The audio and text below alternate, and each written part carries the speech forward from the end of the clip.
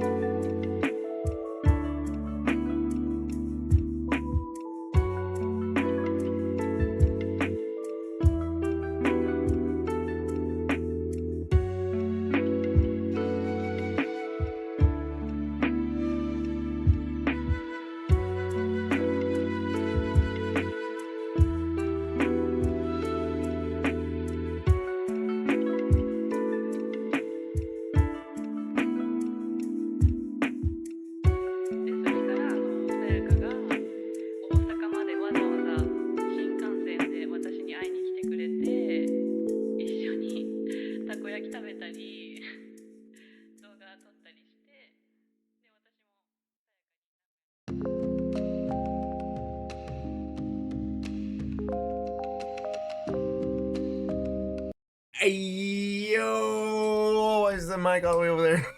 I asked about that. I didn't hear you. My bad. Hello. So, a little bit of a different setup. Oh, we got Reaper already in the chat. What's going on, homie? How you doing? Hi, Reaper. We finally got the D&D stream going, dog. Yes, it's D&D. Yes.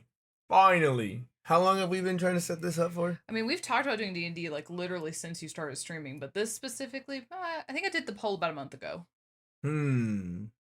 No, but you mentioned we've mentioned D&D like for a long time. No, that you wanted to do a character creation since before that, have you not? Yeah, that's what I'm saying. It's been a long time. Like we started longer than a month, right? Like a year. It's been a long time. Yeah. That's what I'm saying. So it's been a minute since like we've been trying to get this on the books, not just like within the month. Yeah. But yeah, Reaper, we're definitely going to be doing some polls and all that kind of shit. You know what I'm saying? So. Oh, I'm glad you're like happy, I said, Reaper. Reaper, dog. I'm really glad that you're still down for this because in a second you're gonna see how the setup is and everything like that, and I hope you're excited. But look, I dress like a hobbit. Look, we got the Hobbit. And I'm not wearing shoes. What's your Hobbit free name? Feet. What's your Hobbit? Oh my God, free the dogs. The hobbits don't wear shoes. Free the dogs. Did you text Emma? Yeah. Okay. Free feet for a little bit. But no, here's my Hobbit core lady over here. And this all came out of my closet. I want to throw that out there. She didn't buy anything. The skirts from the 90s, the shirts from Milton's closet, and the corsets from Amazon. That's right. That is my shirt. You look good, honestly. Thanks. It's his pirate shirt for when we cosplayed as Hal. Yeah. It was Hal from Howl's Moving Castle. That's right. Do you want to wear one of this rings, actually? No, I've got my ring. Oh, yeah, that's right. Well, so we're going to be doing a little bit of D&D creation, all right, chat? And as the name of the title name implies. What did Reaper say? Chat creates a D&D character. Is that so many S's? Nah, dog, it's not enough. Not enough S's. Nunca lo suficiente, dog. Pero sí. Welcome back, the main camera that I used to have for quite a minute, right? It's been a minute since we had it. How's the lighting? Hopefully the camera keeps up. You can actually see my background a little bit better. And now that I think about it, baby, I need to invest in some little lights so you can see those things. Yeah. I should invest in little lights. That'd be actually really cool.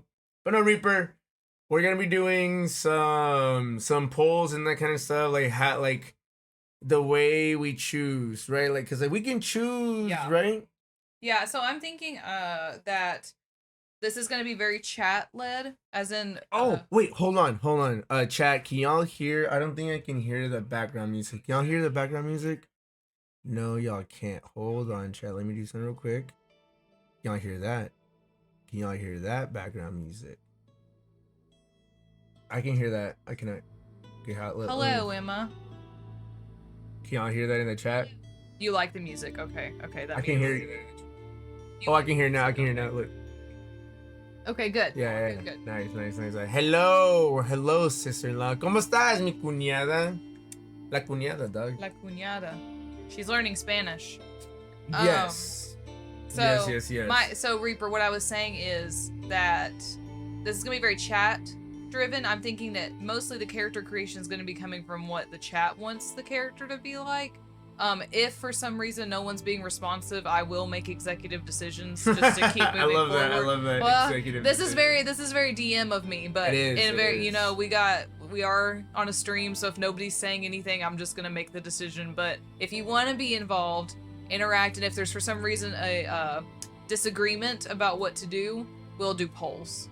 Yes. I'm thinking if everyone's in agreement, we don't need to do a poll. But if there's a disagreement, we'll do a poll. Oh, I get it. So not for every question. Not for every question. That's just way better. That is, see, I love it. What is this? No, gross. What is this? Okay, ignore me. Continue, baby. Let's see. So, Emma, sure. Reaper, you doing paper? Yes. So paper, you'll see the setup in a second. It's all gonna be pencil and paper because I don't like D&D Beyond. It's not my favorite platform. It's helpful for beginners, but I don't think that it's the best way to make a character. I love a pen and paper, pencil and paper. That's one of the things I'll be talking about. Emma said me and Reaper gonna argue. I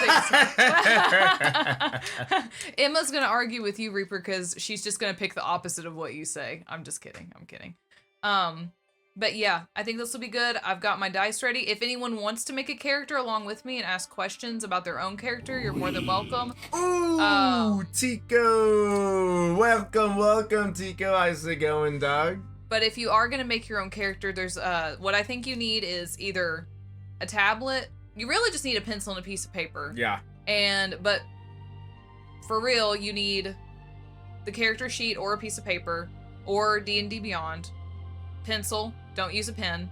RPG companion app, that's fine. Lots of people use those. And then dice, if you're gonna use actual dice. I do have actual dice, but I also have an app on my phone for dice. So if you don't have actual dice, you can use your phone app. And then I have a player's handbook. So player's handbook is free online. I'm also gonna show you all some online platforms to get free stuff. Like 5e Tools is a really good online platform, or D&D Beyond, but you usually have to buy the books. So is anyone actually going to make a character with us while we're doing this? Oh, Reaper's ahead now. Good job, Reaper. Hey, I love dice. I'm also a dice goblin. I have quite a few sets of dice. Sorry, y'all. I'm trying to hype up the stream. Mezza's promoting. I am. So this stream, I'm not kidding, is the wife stream. She is the main focus, which is why she is in the middle. I am merely support today. I'm running the behind the scenes, searching anything that's doing the polls. I am behind the scenes. This is all her. So I am doing right now a little promotion, you know. And you'll need a calculator too. I forgot about that. If you're get making the your calculator. But I'm gonna use my phone calculator because it's very easy, quick maths. Yeah, we do love a supportive spouse. We're nothing if not supportive, right, name? Baby? Oh, I was knuckled. It's over 9,000! Hey! That's excellent. Yeah. Excellent. What'd you say? What's my hobby What's name? your hobby name? Elizabeth of the Shire. Oh, yeah. Is there an Instagram name, Elizabeth of the Shire? Look in the Discord. No, my Instagram name is Elizabeth Page. If I had to make, I'd have to make a whole separate Instagram. You can just change your name. You can just change your handle. Oh, nice, Reaper. I see your dice. Very nice, very cool. You'll see some of my dice in a minute whenever we do the creation. But I have way more. I have gemstone dice from Misty Mountain Gaming. Excellent dice. I'm not using them because they are extremely fragile, and I did already chip my D4, and I am gonna be. But they have a lifetime warranty, so whenever I stop being lazy, I can literally send my dice in, and they will replace it for free. I've just been too lazy to do it, but I have these really pretty. You're not been too lazy. You've been too busy, baby. Yeah, honestly. I've been too busy, and I don't use them because they're so delicate. But they're really for display, and I have not displayed them either. Maybe when we come back from the break, I'll show you guys them. She's finishing a fucking master's, dog. Like, that's crazy. In poultry nutrition, which I feel like is very hobbity. Very hobbity. Very hobbity. Animal and food science. Do they have chickens? Of course, and they have pigs. Remember, there's a yeah. No, you're right. You're right. Yeah, and ducks. Yeah. Love an educated queen. There's more on the way, says Reaper. He's got way more dice. You got more dice? I've got a whole baggie. We are also get your dice, baby. Get during the break. During the break. I'll get a bunch of dice and we'll take a picture. But yeah. It's a lot. Who all in the chat has D&D experience? I know Reaper does. I know Emma has very limited D&D experience. Tico, if you're still there, do you ever play D&D? Oh, no? They play D&D.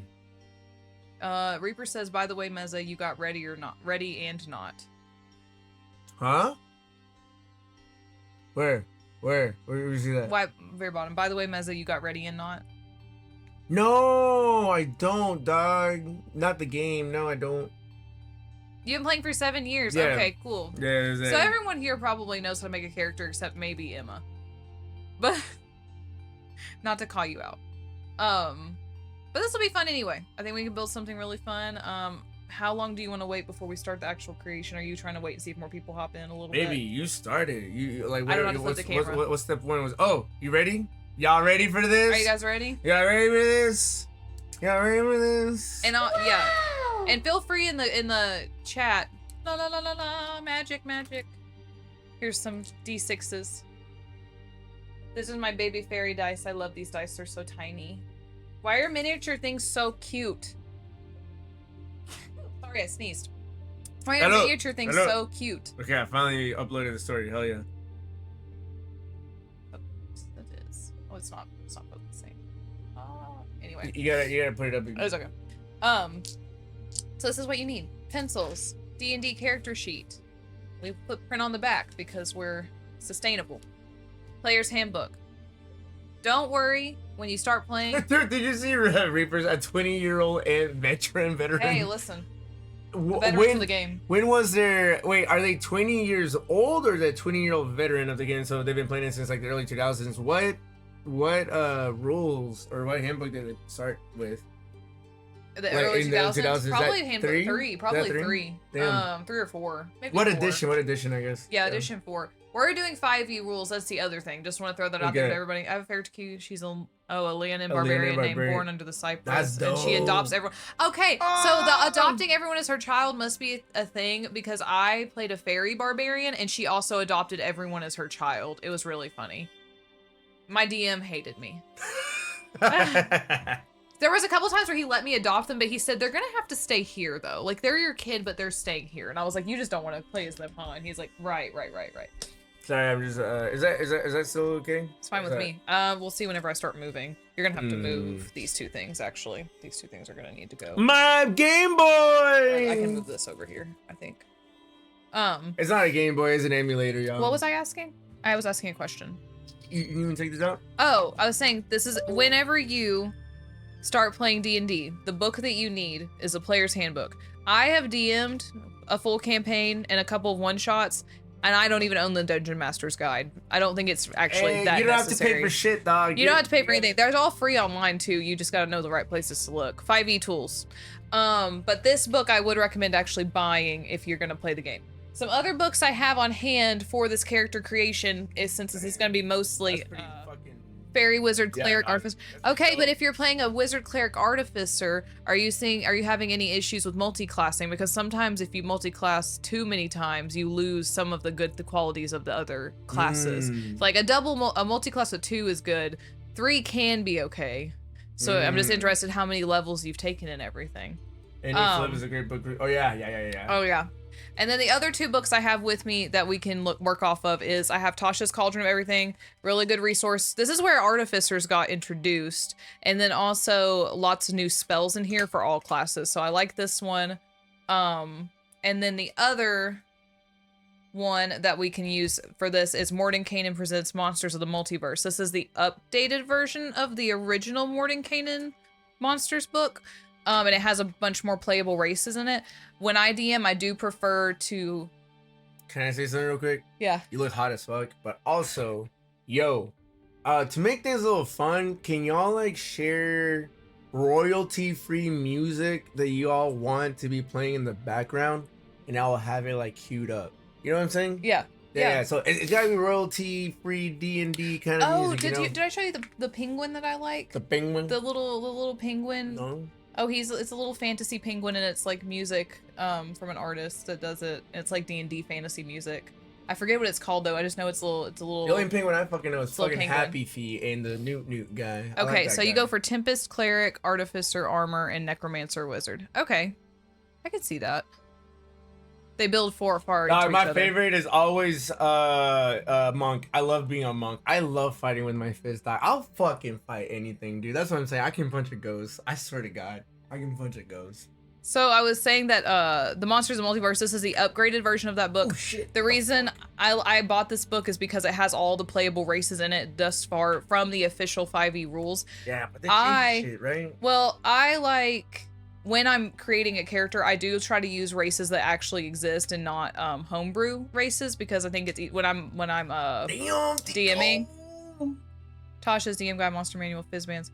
So I have. What's Fizzbands, baby? You've heard of it. I have the player's handbook. I have Tasha's. I have the Monster Manual. I have Curse of Strahd. I've got a bunch of them. I've also got the book of all the one shots, which is Candlekeep. I've got Candlekeep Mysteries. I also have Guide to Ravenloft. I don't have the fancy cover. I wish I did. The fancy cover's cool. I love how they mentioned that, the fancy cover. You love Ingrowing Meza?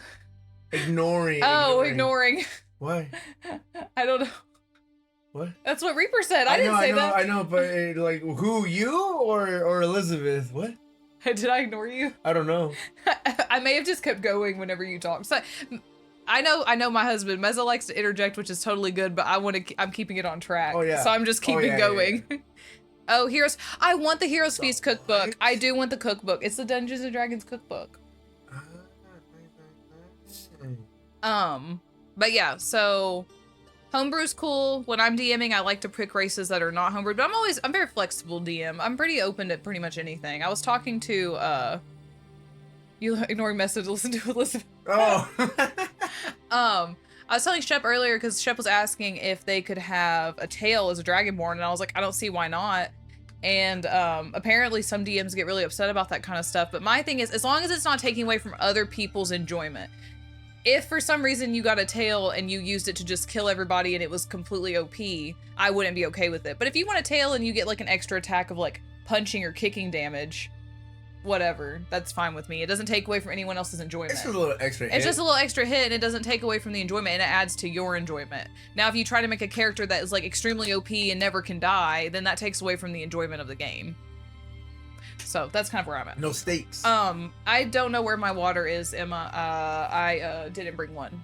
So, oh, there is an ad break in 10 minutes though. Maybe Milton will run and grab me a water, or I will use Mezza's because Mezza has a lot of water. No, I already drank like another 64 ounce. So technically speaking, you can drink 64 ounces of this one if you Nice. want. And I'm still on track. Oh my gosh. I'm still on track.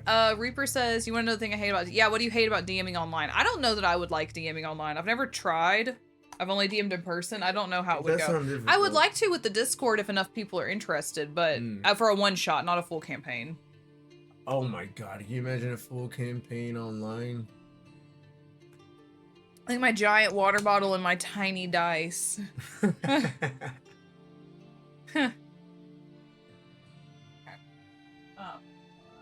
All right, I guess we will get started. No, so first things first, player's handbook, a little ASMR.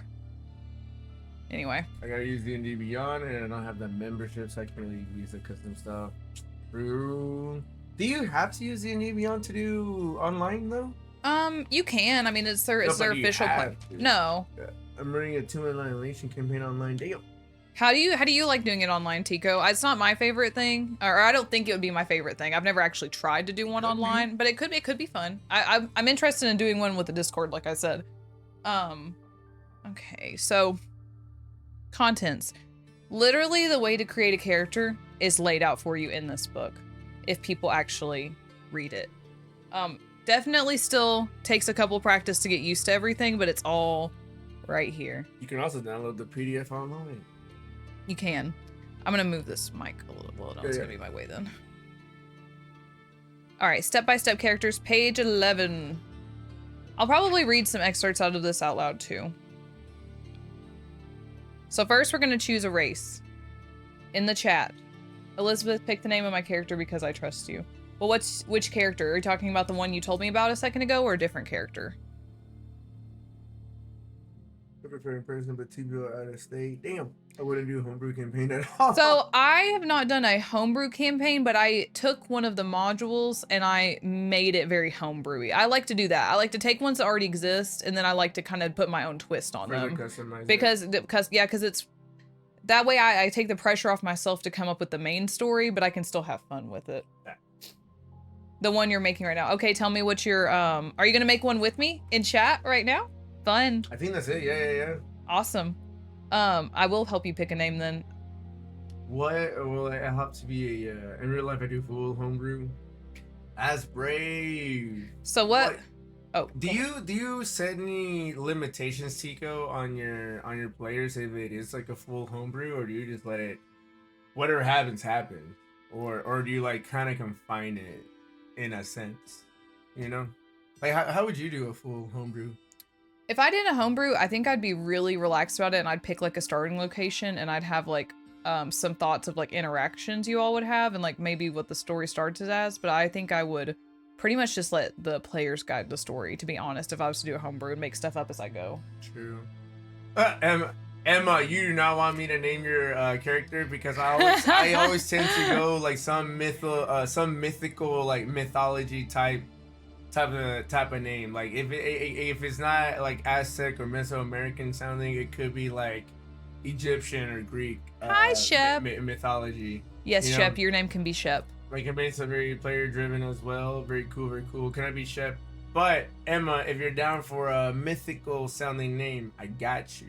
But it may more likely be like indigenous, so you're gonna have to like practice pronouncing your name. But it'll be alright. So Shep, if you're gonna make a character with us, just to recap, you need either a piece of paper or a player sheet. I've got the character book, so I can help with that. Pencils, never write on your character sheet and pen. You make that mistake once. And you need 4d6 dice. Look at my little baby dice. Boom. 4d6 dice, and if you don't have 4d6 dice, you can use an app on your phone. Literally, like, look up dice, RPG dice app, and any of them will come up, and they all have it.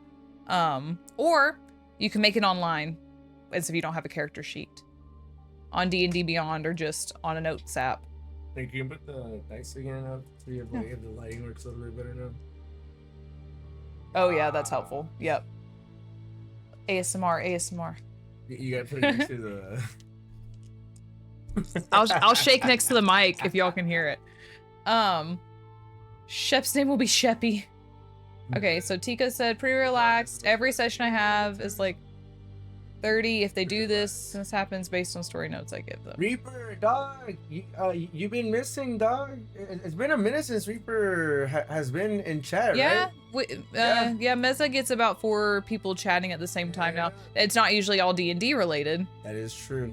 No. True. But okay. So starting here, we're gonna choose a race. Chat. What race are you thinking for this stream? You can go with the normal ones that are in the regular handbook. So we're talking elf, human, halfling, dragonborn, dwarf, half elf. I'm forgetting one, I think.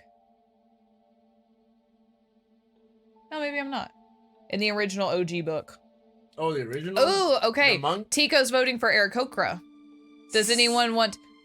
yes, Bugbear. I can also do Bugbear. So, like I said, we can pick any races that are also in Monsters of the Multiverse, because I have that book as well. So... Aarakocra would be very interesting. Aarakocra's cool. I've never done any So of that. I will read... So we have Aarakocra and we have Bugbear in this book. And then... should I just read down? I'll say, can you explain what an Aarakocra is? Because I don't think Emma will know. An Aarakocra is basically like a bird humanoid. So think like a really big bird. Not to be confused with a Kenku. A Kenku is also a bird like humanoid, but typically looks like a raven or like a crow, and they're smaller in stature than an Aarakocra. Aarakocras, I think of like the bald eagle or like a hawk, something like that, usually. Yeah. So whatever's not chosen is what I choose. So is it between We've got an Aarakocra and a bugbear. Or a bugbear? And then a bugbear is kind of like a... How would you describe? I love that on a shoebill stork, dude. Dude, those freaking storks are so dinosaur-like. Oh my god. A bugbear, I'm trying to think of how to explain a bugbear. They're kind of like a... I'll just show a picture. Yeah, like a big ogre, like goblin thing. Yeah. That's a bugbear. They're quite handsome. Did someone say dinosaur? Let's see, Shep, if there's any dinosaur options. So Dragonborn, I think, is what. And the Yuan-ti too. Don't forget about the Yuan-ti. The Yuan-ti are snake people. Whoa, but a Dragonborn. Are snakes dinosaurs? Chat decide. A Dragonborn is like a dragon person. Yeah. So this is what I think Shep would enjoy. Dude, be a Dragonborn. A Dragonborn monk is my favorite character to play as. So we have right now Aarakocra, Bugbear. I read Shoebill, Bugbear, and Dragonborn. So Meza's gonna throw up a poll, I think. Yes. Unless Emma, do you want to be? If you're still in chat, do you want to be the deciding factor? Emma was a Dragonborn, and it was a. She was a Nicki Minaj style. Yeah. Reaper, don't be weird, G. He wants to hear D&D speak. I know. Yeah, Emma was a Nicki Minaj style Dragonborn, and it was kind of funny. Yeah, she had big fake nails. Well, they were her claws, but she had them painted, and she had big fake lashes on. Yeah. She was like Nicki Minaj, but a Dude, dragon. how many did she kill? She killed a lot. And she was like a killing machine, but it was really funny, really good. I don't care if it was. I don't care. I want TNT. Reaper, no, you're good, Jeep, but like We're joking, I don't we're want joking. You to, I don't. Yeah, never mind. We're joking. We're joking. Yeah. Don't disrespect her. Oh, your character, Emma. What was your character's name? I forgot. You named her something funny too. She says Cardi B. Was it Cardi B? No, she said she was in the style of Cardi B. Oh yeah. Sorry, but no, what was her name? I can't remember, but it was really funny. Oh, you called her. I remember. You called her Dragusi or something like that. Punani. That's what she named her. Punani. Punani the Dragusi or something like that. It was so funny. Oh God, I forgot about that. That was a crazy one shot. That was crazy. Yeah, we played it as a one shot. done this. The Wolves of Welton. Great one shot, free online if you look it up. Is that Uzi Chuck? Uzi Chuck? Joke, not Chuck. Is that Uzi? Potentially. That's why. For sure. Potentially. Okay, so Mezza's gonna throw up a poll unless Emma wants to break the tie. So Emma, if you want to break the tie, we've got Aarakocra, Dragonborn, and Bugbear. Pick one of those, or if you want to throw up a different option, we'll put up a poll or something. Do you throw in a vote or no? No, I was gonna let the chat decide.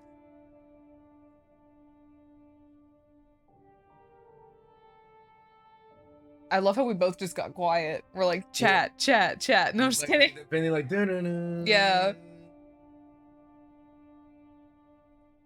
What were you say? My character Cyber has been in 3 origins. She has rolled All right. 20 in all 3. Hell yeah. All right, Emma said Bugbear. All right, so we're going Bugbear, people. So that's going to be in Monsters of the Multiverse. You know, I've never actually... Look at that. There's the Aarakocra. There's the Aarakocra. There's our little bird friend. I had to think. Dude, bugbears are gonna be strong as fuck. Yeah, but that... So I'm a big fan of just because your character is made for certain types of classes, you can still pick a funny... Make whatever you want. I made a fairy barbarian because I thought it would be funny. And guess what? It was. And it What was. the, one character I played as? It was like kind of like a humanoid bear kind of thing, not a bugbear. Like they're blue. They're like related to the Titans or Giants. Say that again? Oh, you're talking about Goliaths. No, what was it, Goliath? Goliath. What about the other ones? So, oh, you're talking about what you played as? Yeah. You were a, why am I blanking? It's in here. I was a paladin. I remember. Duragar. No, you weren't. Nope. Not a Duragar. So, Furbolg. Furbolg. You were a Furbolg, which is a mountain, Mountain giant. the forest giant. So Goliaths are like mountain giants. Furbolgs are like forest giants, which is why they evolved and they look differently. Furbolgs are honestly one of my favorite characters. No ad. I don't have a sub. They're stopping my D&D. I'll keep going. They're talking about Goliaths. Trying to remember what Mezza was. Furbolg. FIRBOLG. Not a furball. That's so funny. That's really funny. I was a Furby, dog. He was a Furby. He was I a... was a Furby. Oh my gosh, I'm gonna sneeze again. Here, hold on. To give y'all an idea of what it looked like that way. Salud. So sorry, Chad. I've been sneezy all day. Salud. Yeah, there we go. You pretty much looked exactly like that, to be honest. Let me do something real quick. But you were water. You were like a water cleric. You were a Storm Tempest cleric, were you not? Right there, right there. And he was a Storm Tempest cleric. Yeah. Oh, I was a cleric? Yeah, you were Storm Tempest. Anyway. So, I'm gonna read the Bugbear for anyone who doesn't or is unfamiliar. Welcome back, Reaper. Yep, welcome back. Neither bugs nor bears, bugbears are the hulking cousins of goblins and hobgoblins. With roots in the Feywild, early bugbears resided in hidden places, in hard-to-reach and shadowed spaces. Long ago, and from out of the corner of your eye, they came to the material plane, urged to spread throughout the multiverse by the conquering god Maglubiet. I might have said that wrong. What Maglubiet? the fuck is that? Never said that before. Centuries later, they still bear a fey gift for lurking just out of sight, and many of them have sneaked away from that god's influence. They are long of limb and covered in coarse hair, with wedge-shaped ears and pointed teeth. Despite their formidable build, bugbears are quiet skulkers, thanks to a fey magic that allows them to hide in spaces seemingly too small for them.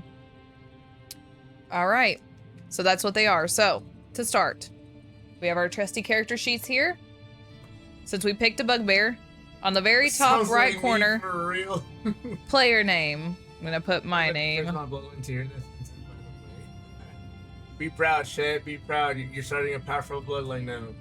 Guys, I just realized I almost only play Feywild races. Nah, that's not. I almost always only play Feywild races too. I'll be totally honest. I like the Fey.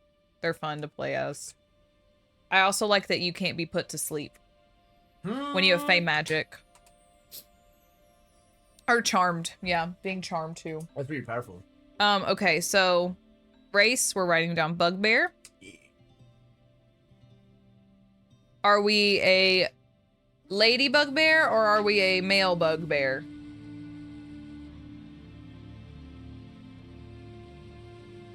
I mean, I did a campaign in the Underdark invading the Feywild. That's cool. As well. Yeah, non-binary also works. It's okay to be an MB bugbear. It's all good. We also need to have our age, our eye color, height, skin. Well, our skin is fur, so we need to figure female get their hair. All right, I'll go for female. I've never played a female bugbear. Girls, boys, All right, so we're a female bugbear. Well, how old are we? Since they're Fey, I'm assuming. So see, this is the one gripe. I do have a gripe with this book. So in the OG book, it actually lists about how long the different races live. This book does not list that, but since it's a Fey character, I'm assuming that it's probably around 300-ish years. So we'll say that 300. But Meza, can you actually Google that real quick and double confirm for me ages? Tico says, cream and gray fur dappled. Fuck the color rules, LOL. No, Shiv's at 299. So you want her to be an old ass bugbear? God damn, bugbears live to 80. What? Only 80? Yep. Okay, 80 is about the lifespan. So do we want her to be young, middle-aged, old? Around 20 to 30. Damn, they don't live. They could live up to, well, they fight. It said the average is 20 to 30 because they fight a lot. She's a young ho ship. Damn. 60?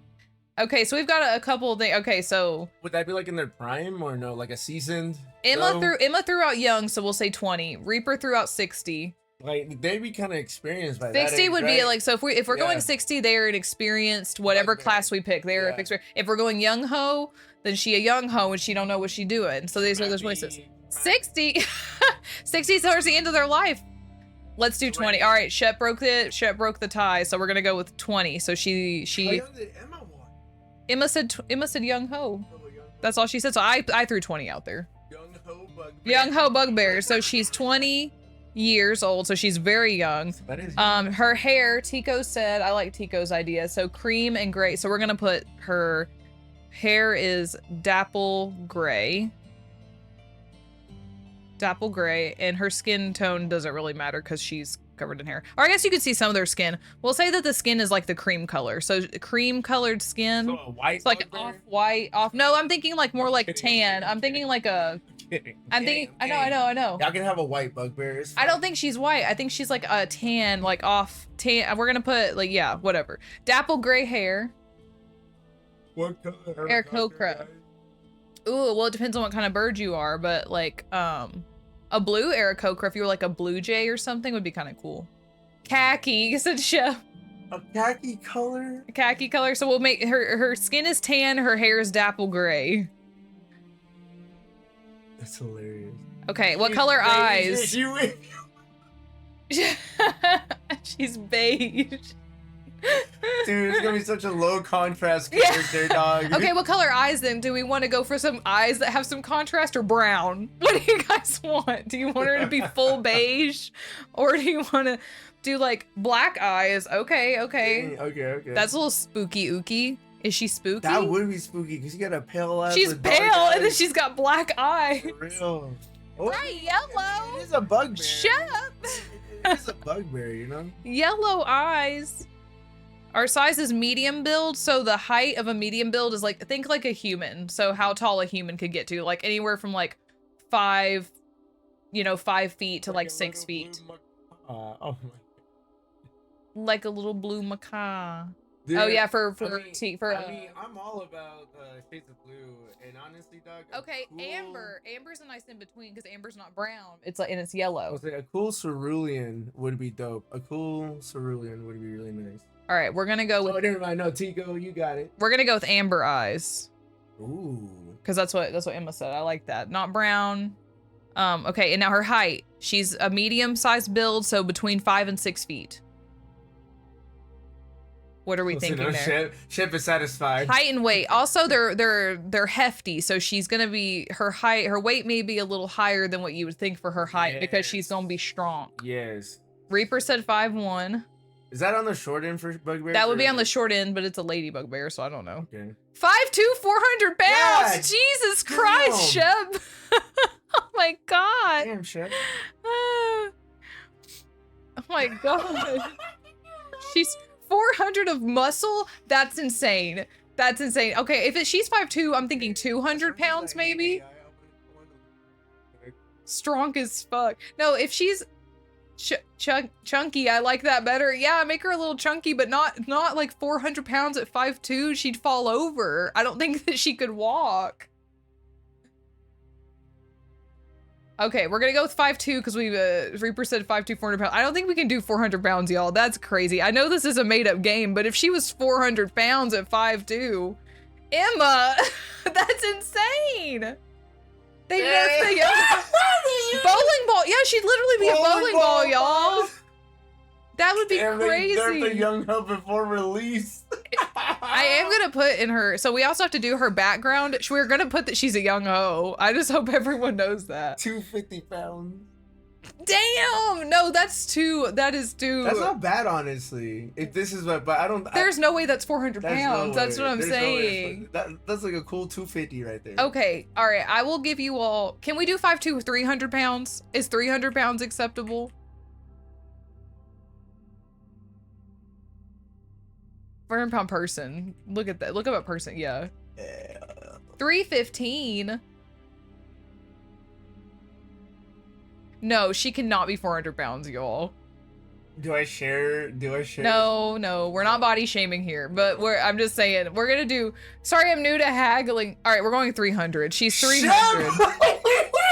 But she's not like, she may be a little chunky, but she's like a strong person. Meaty, she's strong. Meaty. She's a strong person. Shit, Can you please search a 5'2", 300-pound bodybuilder for me, please? I'm packing the fuck up. You say I'm gonna shoot fucking high. I'm haggling high. Can you show me what a 5'2", 300-pound bodybuilder looks like, please? Backstory weight loss journey. Emma, no. Wait. This whole journey is her just losing weight. No, I'm just kidding. God, yo. We are not body shaming. If you are 5'1" and 400 pounds, that's completely fine. I don't think that's realistic. No, that's 300. No. I just don't think that's real. He's benching. No, not 400. 5'2", 300 pounds. Oh. Y'all are being crazy. 300 pounds? Yeah. Okay, that's better. They're taller though. Yeah. Okay, she's 300 pounds. Are you guys happy? She is big bone. She's big bone. Dude, she's gonna kick You're ass. not a fatty, Tico. Stop. But you're not. Absolutely. No. Not, 5'3", Tico. 260 is not fatty. If you were 5'2" and 400 pounds, that's a whole extra person on top of that. That's just too much. And also, you're 5'3". They were trying to make me do a 5'1", 400 pound person. That's not. That's too much. Dog, that's twice as you, Tico. Like, come on, dog. Give yourself some credit. Give yourself some credit. Woo! All right. Moving on from the weight and height. Y'all are crazy. So, looking at the book, because this is actually a tutorial on how to do this. Oh, yeah. This is a tutorial. Yeah. Well, do you all want to go ahead and give her a name since we're already here? Ooh, what's the name, chat? Yeah, 5'6", 140 is Light Reaper for sure. Tico, I'm laughing so hard. We're gonna fight if you say that shit again, Yeah, Tico. for Yeah, you cannot real. even say they 5'1", 400 pounds is totally different. Legolas, she's a girl. Legolas weighs 140. No, but no, Legolas is tall, right? Yeah, Legolas is an elf. Yeah. Tall as fuck. All right, who's got some names for our young ho bugbear? Reaper says Legolas. No, Reaper says like a good name would be Legolas. Or no. Legolassi? Legolassi. I love a good mango lassi. I do dog. like mango lassies. So Feywild is known for genderless names. That's true. That is true. They are known for genderless names. Okay. That is true. The god is Maglubiet. So it can also be some kind of a like a little bit different of a name. It doesn't have to be something like Elizabeth. Flea. Cause she's got fleas. What the fuck? She does need a sick name. We're making a It's warrior, y'all. It's pronounced Flea. Flea. It's pronounced Flea. She has to tell everybody that every It's time she pronounced meets Flea? them. They're like Flea, and she's like, it's Flea. Y'all, she needs a sick name. A bugbear with death. Yeah, a bugbear would probably have fleas. It's But in the name. she's a warrior, you all. You made her 5'2", 300 pounds. She's strong as hell. And she's a bugbear. And she's only 20, so she's like really fit and ready to go. ready to mingle. Ready to mingle. A bugbear, yeah. Also, I'm like really close to Mike, so if I'm like screaming, Nah. Flea the Slayer, that's Wow, it. That's dope, dog. That's why my That- 6-foot female fairy's name Jonathan is a joke. With fleas is unstoppable force. Making her a wizard. Flea the player. I love it. How we doing Legolassi? Because she's a young hoe. Okay. I do. Okay, Flea the Slayer or Flea the player or Flea the Slayer.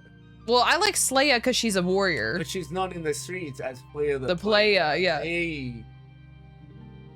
Dude, that's fucking cock. Flea the Slayer. Yeah. All right, Chad, I wrote it down. Flea the Slayer. Focus. Did it focus? I think it did. Okay, yeah, no, it did. Nice. All right. Oh my gosh, y'all are crazy. So I'm gonna write it on here too. Nice. Cause she has fleas. Imagine she comes running at you, full force, strong as hell, fleas coming off of her. Dog. Amber eyes peering into your soul. Oh my gosh, Who y'all. is this young hoe, I wonder? Who is this young hoe? We will discover. It's like the dirty kid in Peanuts? Pigpen! Pigpen! She's like Pigpen! Oh no! Oh my God, Please flying in fucking your eyes and shit. Dude, imagine she punches somebody and when she punches, like it's like a punch full of fleas, like leaves. Just That's fleas there. crazy. Dude, that's like minus -1 HP damage, -1 HP. All right, walking speed is 30 feet. So on here on speed, we're gonna write 30. You can put it back, baby. I just feel like it's like, Here, you can do that. okay. Is that better? Yeah, I just don't want to be screaming into it. So 30 feet under speed. You're keeping up right here in the middle, top where I'm circling. She does have dark vision. Everybody has dark vision, but I like to write this stuff under features and traits. So I'm just going to make a bullet point, right? Dark vision. Yes. And then she has fate ancestry, so advantage on saving throws to make to avoid or end the charmed condition on yourself. So that's comes in a lot of handy. We're also only making a level 1 character, so if we have a good time with this and we want to in a different stream make like level her up or something, we can do that. But for today, we're just doing level 1. Did you explain how like each character class will have like different like character attributes and that kind of stuff? We haven't gotten to classes yet. Oh, or races? Don't races have it though? Yeah, races so every race has its own, I guess abilities is the word for it. Features and traits is what they call it. So we picked a Feywild type character, so it's going to have more like magic Fey traits, but it's also a strong Feywild character, so we're probably going to get a couple of like build ups where she's going to be stronger than other things, but depending on what you pick. So if we had picked like a fairy, fairies can be really small and have a little bit of flying capability too, but bugbears don't because they don't have wings, they can't fly. So different races have different attributes, and then we'll get into classes in a minute. Aarakocras can fly 50 or 30. What is Probably it? 30 What is a feet. Reaper? Well, there's a whole thing where sometimes some people say Aarakocras can't fly. What? Yeah, because that's the old rules. I'm pretty Jonathan sure. can fly. Jonathan. If you guys haven't seen Honor Among Thieves, really Y'all good should watch movie. it. Oh, God. It's a little kooky, but in a good way. Movie night. Movie night one night. Okay, so long-limbed. When you make a melee attack on your turn, you reach for it. Your reach for it is 5 feet greater than normal. So so basically, whenever you go to make a melee attack, normally you can only hit within a 5-foot range. She can hit within a 10-foot range. God damn. Ooh, that's powerful. That's 2 blocks. That's 2 Right. blocks. 2 blocks on the board. Strong, and she got the lanky. Well, if you look at the picture here, the bugbear has like really long arms. Like they're disproportionate a little bit to the leg length. Please, let's make her a wizard. It would be so funny. We'll wait when we get there, Reaper. It's up to you all. Allegedly, I've seen it, but I don't recall. Yeah, Emma watched it at my house when she was very pregnant, and she does not remember watching the movie. And then Tico, orangutan ass arms. Yes, literally. I immediately thought of Lanky Kong, dude. The orangutan. All right, powerful build. You count as one size larger when determining your carrying capacity and the weight you can push, drag, or lift. So basically, she's medium built, but she can push, pull, drag of a large build. Damn. Of like a big build. Damn. Yeah, because she's so strong. So we'll put that on powerful Will that build. affect armor too, or no? That will affect armor, so she can wear heavier armor than a medium build because of her powerful build. That's strong, y'all. We are making a strong girl. Damn. Sneaky. She's proficient in the stealth skill. In addition, without squeezing, you can move through and stop in a space large enough for a small creature. So she basically is kind of like a contortionist. She's big and small all at the same time. And they mentioned that in the description I read earlier, is that they can get into tiny places because of their fey magic. So we're going to put sneaky. And then when you're doing this, you have to remember. So it says proficient in the stealth skill. Over here, under our skills, on the left-hand side of the sheet, where all those bullets are, there's stealth. We're going to fill that dot in. Filling the dot in shows that she's proficient in that, so we don't have to forget about it. We'll talk about proficiencies later. It's just when you're making a character, you don't want to forget that stuff because everything gets easily left behind. Oh my gosh. That's crazy. Okay. Surprise attack. If you hit a creature with an attack roll, the creature takes an extra 2d6 damage if it hasn't yet taken a turn in the current combat round.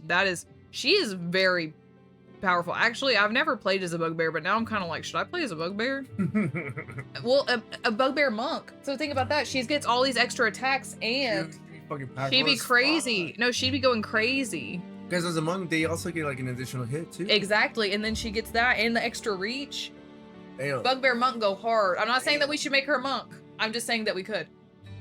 But that would Reaper be... said I'm waiting at the class. Well, Reaper can wait because this is a tutorial for people who've never done it before. I'm waiting. Emma says y'all, Reaper says y'all are slowpokes. What did Tico say? Skinny thoughts, girl, skinny thoughts. Oh, about getting into the tiny places. Yeah, she's like, I can fit. But like, how exactly, like... It's magic. They have magic. They have Feywild magic. Okay. So that's it for the character creation. That's everything we got for her. We're gonna move on now to, well, I'll open the book and show you. So I'm really liking this character so far. I was not expecting us to build a bugbear. What were you thinking? I don't know. Yeah. I thought you all I might go for like one of the fancier ones and be like, I want to be a drow or Shadar Kai, something pretty, something with like the, the notoriety. But no, What? Reaper said bugbear. I like it. I would be done already. I got used to making new characters, to be fair, because I used to lose characters. Yeah, I mean, when you start making characters, it's really easy to make them quick, but where this is a tutorial, we're going kind of slow. We're having a little fun with it. All right. So now, if going back to the player's handbook. Okay. Page. So, we already chose a race. Now we're on to choosing a class. So, for anyone who doesn't know, these are the classes we can pick from. I'm gonna just read them off to you all. And then I can explain any questions anyone has about it. Yeah, the artwork in these books is actually really good. And there's a whole thing where I think that Wizards of the Coast got in trouble because they posted some AI images on their Instagram, but they apologized because they said they didn't know it was AI images. Interesting. Yeah, they thought it was an actual artist or something. But yeah, we're very anti-AI images in books specifically too, because there's someone who does do all of this art, and I think that we need to protect those artists. That's what I will say there. Okay. Classes we can choose from, not in the player's handbook, but Artificer is in Tasha's, so I have that one if we want to do Artificer. And then we have Barbarian, Bard, Cleric, Druid, Fighter, Monk, Paladin, Ranger, Rogue, Sorcerer, Warlock, or Wizard. For her build, the best classes would probably be Barbarian, Cleric, Fighter, Monk, Paladin, I would say. That doesn't mean we have to choose those. That is just probably what would be the best. Wizard would not... Barbarian... Okay, so we've got Wizard, Warlock, and Barbarian right now. I love playing as a Barbarian. It is pretty fun. She's a menace at that build. Yeah, no, if she was... So that's what I'm saying. So there are, like, certain races that if you pick specific classes, they do better. So, like, for her build specifically, a Barbarian... Honestly, a Barbarian, a Fighter, a Monk, or a Paladin would probably be best. I say Cleric because some Clerics can be beefy. Kind of like a Paladin almost, but you could really go Paladin with her if you want to. Because they also did mention a God. So if we went like a Paladin Cleric route, or even a Warlock, we could do something with her God if we wanted to, or she could have a different God, you know. But I would say, so Warlock would be pretty nice. I think we've got 3 Warlocks. Would Wizard add like a certain like extra element to anything?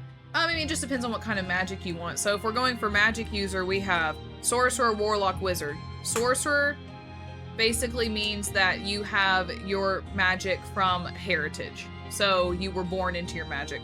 Warlock, you made a pact with somebody. Could be a good person, could be a bad person. You made a pact with somebody.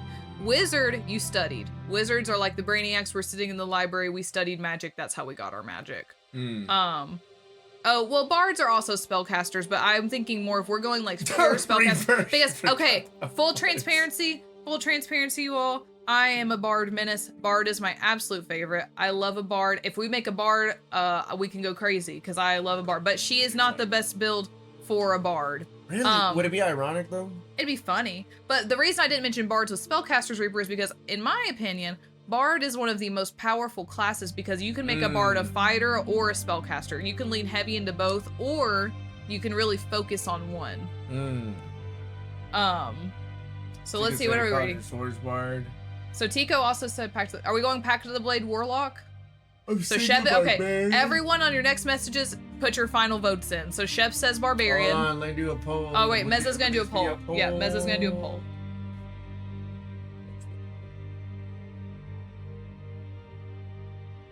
But yeah, we can do anything really. It'll be funny no matter what. There's just certain ones that are better. And I feel like, well, she could be a really good rogue with her tininess and able to actually get into small spaces. Actually. Okay, what is it? What class? Okay, so what class for Flea? And what are the options? We got Wizard, Warlock, and then Barbarian. And then posted only for Barbarian. Yeah. Posted just for like 2 minutes. Duration, 1 minute is fine. Alright, 1 minute poll going now. Oh, well, we didn't put Bard on there because I didn't know you actually wanted Bard. You want to try it? Want to do it again? No, that's okay. We got 3 to choose from. We got Warlock, Wizard, and Barbarian. You don't want to be Bard. I'm just kidding. No. Hey, listen, Bards are my absolute favorite. I'll do a Bard any day of the week. Because you can do so much with a Bard. And a College of Eloquence Bard literally cannot roll less than a 20. Damn, what? Yeah. How? Is it just because of their natural abilities? Because they have natural abilities, and then when you start getting into adding in their proficiencies, yeah. A nat 20 or dirty 20? Dirty. Okay, you said nat 20. I was like, how? No, I said they can't roll below a 20. I didn't say that. Yeah. No spending points to vote more. I mean, you can vote as many times as you want. It lets you vote more. But yeah, so. Oh, is it going? Is it almost time? Dun dun dun dun dun dun dun dun dun dun. Oh, what the fuck? I'll make it 10 points next time. Oh, I think I just hit my... My 90 watch streak. Ay! It says option number 3. Warlock. Damn. All right, 3 people voted Warlock. Sorry, Shep. We're going Warlock here. Very nice. All right, page 105. We're going to Warlock. Sorry, Shepherd. Shepherd boy. Here we are, Warlock. Don't know if y'all can see the art. I can't see because you moved the screen away. Hell. There we go. Sorry. There's a Warlock. So I'll read the little beginning of the Warlock like I did for the other one. Or for the bugbear. No, Reaper. That sucks, dog. Man, now I want tacos. I had tacos. With a pseudo-dragon curled on his shoulder, a young elf in golden robes smiles warmly, weaving a magical charm into his honeyed words and bending the palace sentinel to his will. As flames spring to life in her hands, a wizened human whispers the secret name of her demonic patron, infusing her spell with fiendish magic. Shifting his gaze between a battered tome and the odd alignment of the stars overhead, a wild-eyed tiefling chants the mystic ritual that will open a doorway to a distant world. Warlocks are seekers of the knowledge that lies hidden in the fabric of the multiverse. Through pacts made with mysterious beings of supernatural power, warlocks unlock magical effects both subtle and spectacular. Drawing on the ancient knowledge of beings such as fey nobles, demons, hags, devils, and alien entities of the far realm, warlocks piece together arcane secrets to bolster their own power. So that's a warlock. That's what Fleya's gonna be. All right. Even the Avengers gonna sound a barbarian Fleya, so we needed balance. She's a baddie. Okay, so That would have been a really powerful build, though. Would that not be a barbarian? oh barbarian? yeah. Not Mess is thinking of his next character. No, for Baldur's Gate, because they have a modded bugbear. Oh yeah, but it's not Pretty sure. quite the same. But yeah, she's a baddie. She's a twin. She's a baddie. She's a rock star. She's a rock star. Okay, so we're doing first level. These charts are at every single what is it called? Class. And it's very helpful because it tells you how many cantrips you know, how many spells you know, and which spell slot levels you have. Very important. So she's a first level. We're going with... So we actually can't even pick like her... So you guys were saying like Pact of the Sword or... Pact of the Blade, I'm sorry. You were saying Pact of the Blade. That's not even till level 3, so right now we're not even worried about that. Right now we're just going Warlock. Someone keep Reaper updated. Need to delay those out a little bit.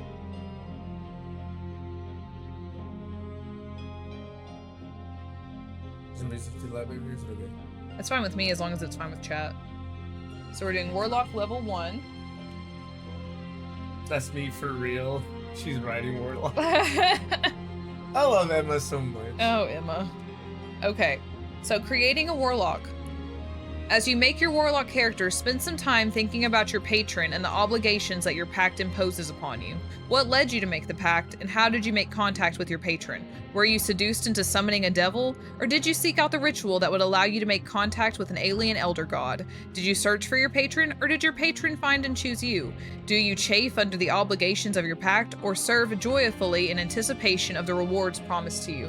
So let's brainstorm here, people. Why is she a Warlock? Who is her god? What's the reason? What's the motivation here? And, like crazy. I've been drinking a lot of water. You have been. All right, while Mez is gone, bring me a snack. I'm just, yeah. All right, Reaper's back. So Reaper, I was just explaining how you can come to be a Warlock. Either you can choose your patron, or somebody else can, or your patron can find you for some reason. Where are we feeling with Fleya? Did she choose a patron? Did she accidentally summon a devil? Is it an angel? What's the reason here? What are we doing?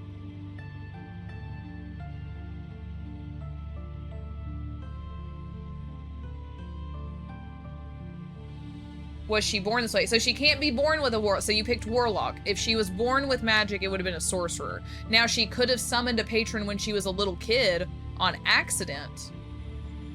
Fell into the ocean and made a pact with a sea god. Okay, so Reaper, we're getting a lot of different things here because this is a bugbear who's typically in like the forest and the mountains, but you're saying she fell into the ocean and made a pact with a sea god.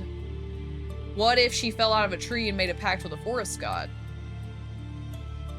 Yeah, and I also do fear that a 300-pound bugbear would drown in the water. But I like the enthusiasm, but I feel like ocean and sea god. I mean, if that's what you guys want to do, we can totally put that in there. I mean, maybe she was drowning and that's why she made a pact with a sea god. But it's up to you all.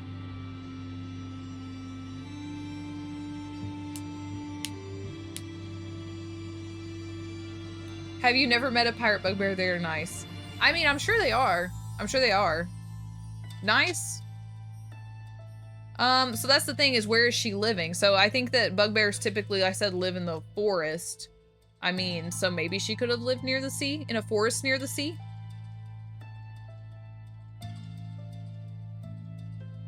I don't know. Because that also kind of goes into background. So usually, so we pick the class, but then you also pick your background. Sometimes I pick the background first because it helps, like, so a bugbear is like a cousin of like a goblin or a hobgoblin, basically. They're not a bear. They're just called a bugbear. No snacks?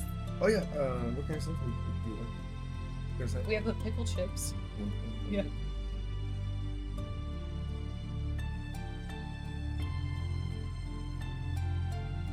I don't know how to use this water bottle. Meza gave me a water bottle that is broken. There we go. Well, I guess we want to know what god are you thinking?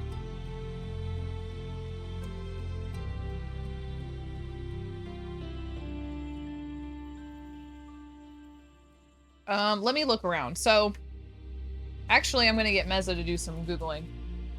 Will you do some Googling on what would be, would you do some Googling on gods for bugbears? And tell me what pops up? Because Reaper was saying potentially fell into the ocean and made a pact with a sea god.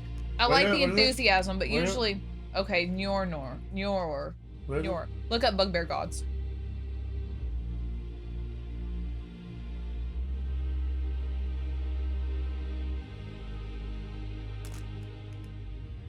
Oh my gosh, y'all. My cat is trying to get my protein chips. Quest protein chips, not sponsored. Why? But I wish. Njor.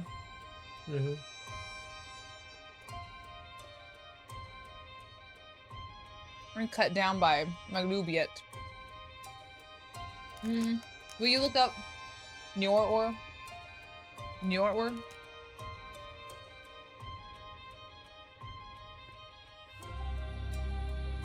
Oh, Norse mythology. Right? Oh, here, this one. I think this one. What's he the god of, though? Oh, with the sea. I see. No, you did. A seafaring god? A seafaring god? Okay, how did she get to the sea? Miglan is not hungry. We already fed him. Oh, here we go. So, we basically have to pick, did she make a deal with an Archfey patron, a Fiend patron, or a Great Old One patron? So, I can read what each of those mean. So, an Archfey is a patron who is a lord or lady of the Fae, a creature of legend who holds the secrets that were forgotten before the mortal races were born. There also is more. Hey, Pumpkin! There's also more of patrons you can pick from. Sorry, we're snacking you all. Haven't had dinner. Okay. So, sounds like we're not going Archfey. Fiend. A pact with a fiend from the lower planes of existence. A being whose aims are evil, even if you strive against those aims. And then we also have a Great Old One. A mysterious entity whose nature is utterly foreign to the fabric of reality. may come from the far realm, the space beyond reality, or it could be one of the elder gods known only in legends. So if we went with Njor, I think that's more of like a great old one. It's kind of cool on Thing. And then I'm gonna look at Tasha's real quick because I believe Tasha's has more options.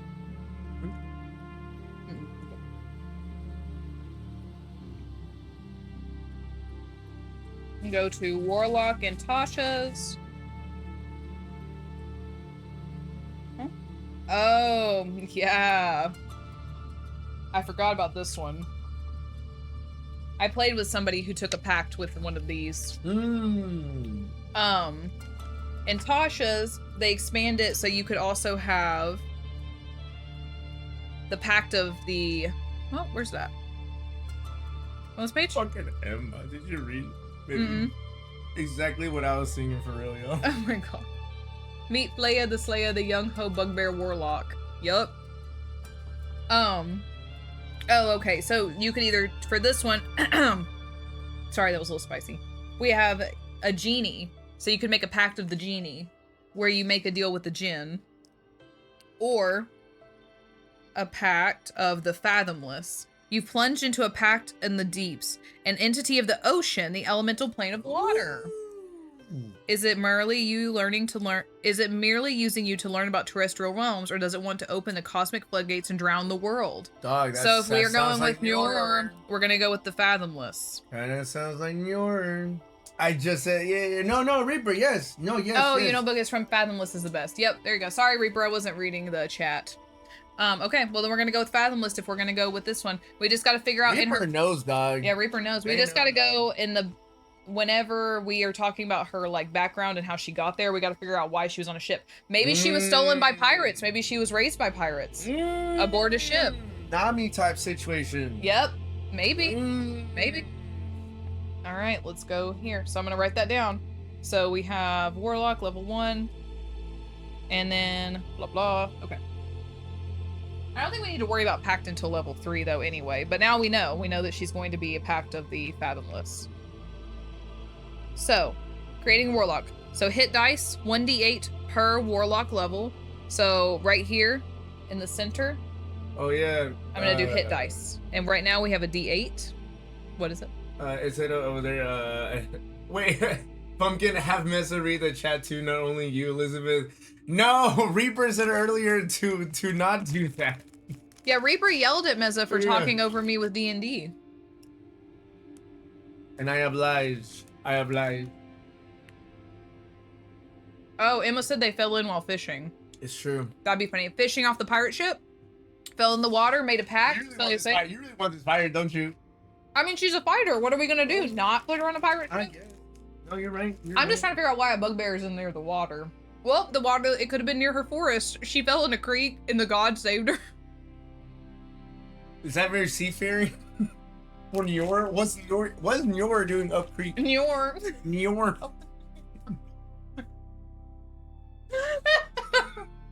Sorry, you all. Stop. Okay. Anyway, whew. Every ship I felt to spell that name for a second. Shep, don't hurt me. Wait, is it Njor or Njor? Njor. We can, here, look up this pronunciation so we know that we're saying this right. Oh God. Spelling? No, does Wiki not have that? No. Oh, yeah. Njor pronunciation. Is it Njord? No, Njor. You got it spelled right. Oh my gosh. I just let it. Chill. All right, let's make sure. Let's see if we're pronouncing this Dude, right. there's no way. There's a TikTok. Oh wait, Dr. Franz Lang. Yeah, I trust Franz. All right, Dr. I don't know Franz. why. Hello, everyone. I'm Dr. Franz Lang, and I'm here to teach All you right, correct bear with pronunciations us. in English, as well as in many other languages. We will look at how to pronounce this Norse god's name in its historical Old Norse form and its modern Norwegian equivalent. In Old Norse, it is Njörður. Njord. Damn. Njörður. The final character in the Old Norse Okay, Shep, name not Shep coming in with the represents accents. a voiced the sound, like in the Damn, word Shep. is. Shep, sorry, I've been lurking Norwegian. for a The bit. pronunciation has shifted Okay. to a different Dude, vowel our sound. chat's pretty fucking educated, dog. Yeah, y'all are crazy. Njordur. Alright. Njordur. Okay, so Njordur is going to be her patron at Fathomless whenever we get there. That'll be level 3. We're not doing that tonight. Erebus, LOL. Njordur.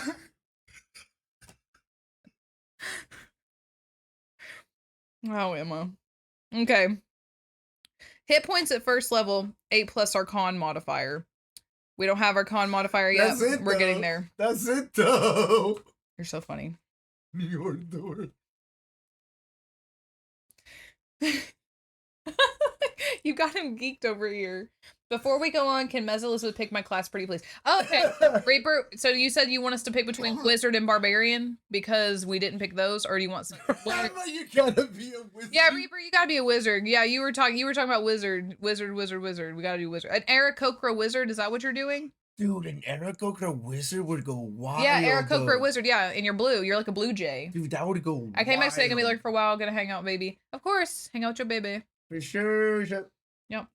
No, Chef, dude. That's actually pretty fucking cool that you just dropped that. I've been summoned. Yeah, I know. You really came in like. Njordur. I heard y'all talking about Njordur. Njordur. You're gonna have to rush. You know what? Okay. Thank you. So, we're gonna skip hit points for now because we haven't like done our maths yet. Bonk the child for me, please. Give the child a boop for us all. What the fuck? Reaper bonk the child. Boop. All right, play our music Sock back. bonk. Music again. Oh yes, my bad, my love. There you go. Proficiencies. Down in this bottom left corner, there's a tiny square on your character sheet. In that square, we're going to put our proficiencies. So we are proficient as a warlock with light armor. So we're really not going, we're not really playing into her strength. Actually, did it say anything about, I feel like she should be able to wear, I feel like she should be able to wear heavier armor. Let me go look. Let me go make sure. Did it say no? Well, it says light armor is what she's proficient with because Oh. Well, in the picture, she didn't really have crazy armor, you know? you count as one size larger carrying capacity In and the armor. weight you can push, drag, or lift. So I'm thinking. See, this is where it gets interesting, and you can start specific class. See, their ability to do something with a class. The It's all rules of class the campaign chooses. said it. Yeah. I'm going to make an executive decision that our girl is good at light and medium armor because it makes. Or if it, All right, chat. Do we want to say? Yeah, we're just doing level 1. Chad, do we want to say that she can also wear medium armor? Because I feel like with how big she is, there's no way she can't wear medium armor because she's giant. But you know, if you guys say no, yes. Reaper says yes. I think it's kind of insane that we would say a bugbear can't wear medium armor at least. That's crazy. Medium armor for the win. Okay, medium What would armor. be the benefits of light and medium? You know? I mean, well, it's just like one armor's better, one's gonna be able to take more damage. Medium armor can take more damage. Where is that down there? Oh, so light, medium, and heavy armor all take different damages, but sometimes with heavy armor you can't be stealthy. So there's a trade-off to getting the heavy armor. Yeah, you got more defense, but you're not as stealthy.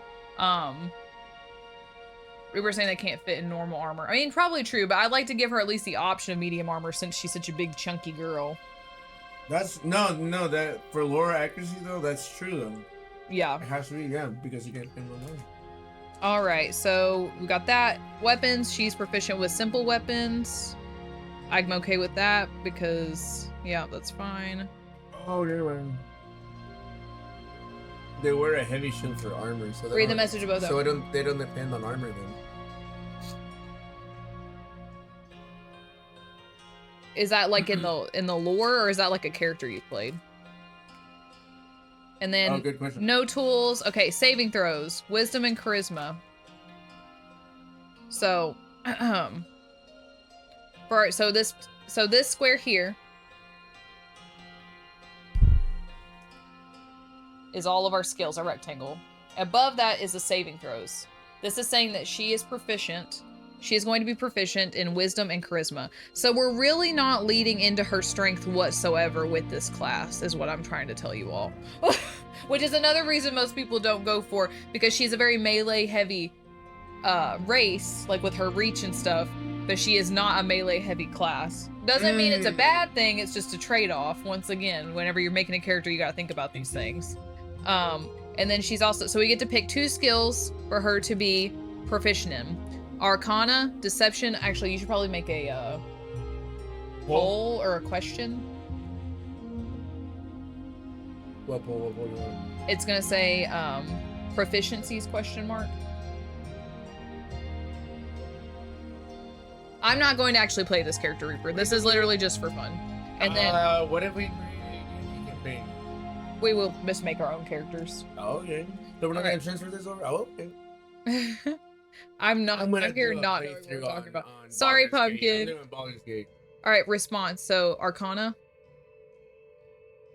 Wait, Pumpkin, do you not know much about D&D? We're making a D&D character, Pumpkin. Yes. Like, do you want to recap real quick? Yeah, so I'll recap all Milton. So I need you to type these things right here. Skills. These list of skills. All of those? Yep. And everyone, we have to pick the top 2. Got you. Okay. Arcana was the first one. It doesn't matter, but just...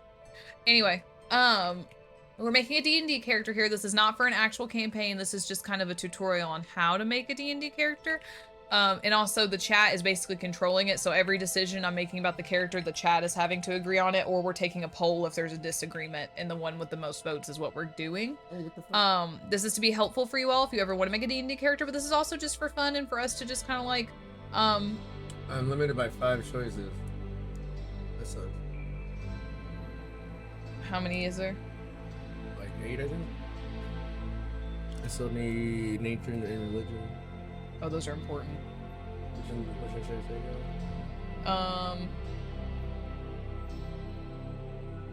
Take out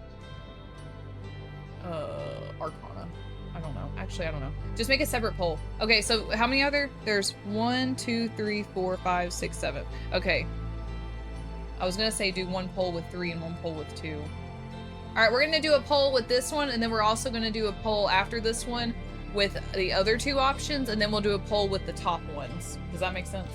Pumpkin, this tutorial will actually help them out a lot then, honestly, if they're interested in doing D&D. Because they said they don't know much. Oh, are you interested in playing? I don't play D&D, LMAO. Just start saying Pumpkin, that's what I've been doing. Someone's in to fill you when it's time to make Shep. Well, when we do a one-shot Shep, you can make Shep.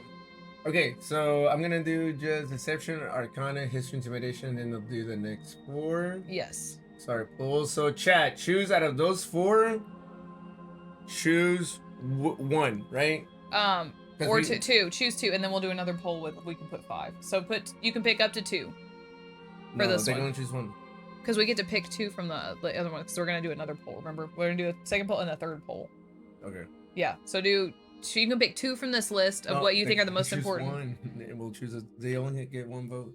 All right, fine. Get 1 vote. If it's all a tie, then we'll do another poll, I guess. We're figuring it out. This is the first time we're doing this. While that's going, I'm doing a 1-shot and I'm Flaya. I'm dead. That'd be awesome, actually. I can set that up downstairs for sure. Oh, so since we already know our spellcasting class, because the Warlock is the spellcaster, I'm gonna write that here. Or I guess Warlock picks from another D&D stuff. Oh, Pumpkin, dude. Wait, I mean, that shit's already goated though. What you just mentioned, dog. I'll wait to do that in a minute. Wait, so. All right, so all 3 pick Deception. Deception. Okay, Deception. So, hands down, Deception is one of them. So we're gonna do another poll, and you got to pick another one from that list. So you want her to be a sneaky? I'm going pirate. I'm feeling pirate here. Okay, the next words were what? Nature and religion? No, investigation. I didn't have investigation. Did you have intimidation? Yeah. Okay, investigation, nature, religion.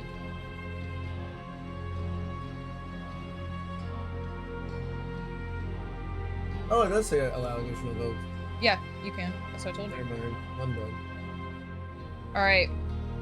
New poll.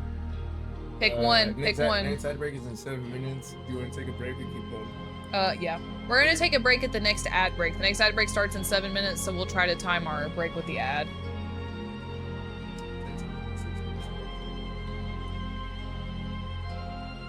You'd see how confused I actually am. She not that confused. Deception. You actually learned really quick though, Emma, the last time we did the one You shot. did. You were really good. You were really good.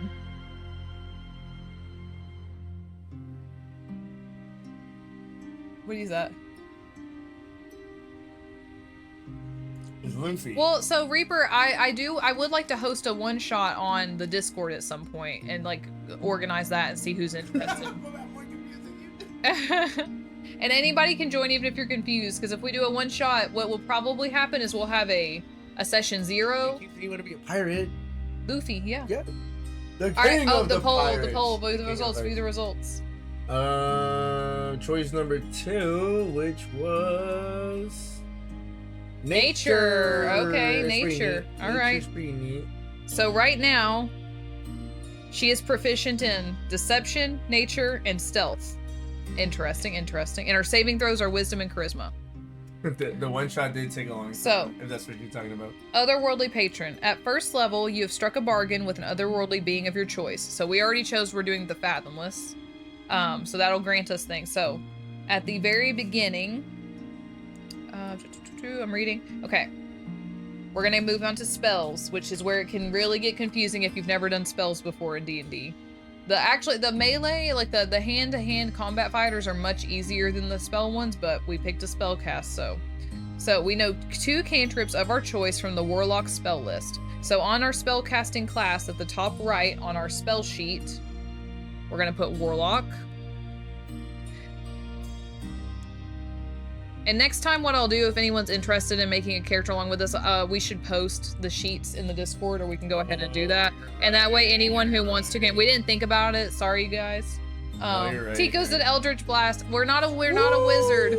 We're not a wizard. Warlock or a warlock. Or a warlock, you know. No, warlocks get Oh, Eldritch they Blast. do, yeah, but not right away. That'll be later. But yes, always take Eldritch Blast. Yeah, the homie Will gets Eldritch Blast, right? And he's a warlock. Yep. Yeah. Okay, so we get to know 2 spells from first level spells. Roll stats. Oh, Reaper rolls stats. Are we gonna roll stats or no? We are gonna roll stats. We're gonna roll. We're gonna roll stats, yeah. Dude, Eldritch Blast is a cantrip. I thought it was. It is a cantrip, yeah. Oh, you know what my brain went? Fireball. My brain went fireball for some Fireball. reason. Yeah, Eldritch Blast is a cantrip. We could totally do that one. My brain totally went fireball for some reason. I don't know why. So anyway, moving on. Well, if we want to go ahead and roll for our points, we can. But usually, so I'm literally following exactly what the book the order of the book does. When I make characters for myself, I bounce around a lot more, but I'm trying to keep it very like straightforward because this is a tutorial. So we're still on class. We will get to ability scores after we pick our Is that what you do your background? Yeah, okay. We'll pick ability scores after we're done with this. All right, so What would you say at this point? Are we like halfway done with the character creation, or like what would you say we're at right now? we're probably about halfway done because we still have to go through the background, and then we can pick personality traits and stuff. But we'll see what time it is. The personality traits and stuff is something that you can also think about on your own time. It's not something you like have to do in the moment. Oh, you're right. You're right. But like we can do the rest. Like I can get you through the basic parts like of the it. math part. Yeah, the math parts. So where was I? Here. Sorry. Cantrips, spell slots, spells known at first level, spell casting ability. So our spell casting ability is our spell save DC, which is 8 plus our proficiency modifier plus our charisma. So right now our proficiency bonus is 10. Well, you know what? We are gonna actually roll this because it's gonna make this part easier, even though it's out of order. We're rolling. We're rolling. You have your So- rolling dice tray? Want to get fancy with it, baby? No, I'll just do it here. It's big. Okay. I do have trays and stuff, but we'll do that Wait, later. where's my dice tower? No, we don't need that dice tower. That's too much. Okay.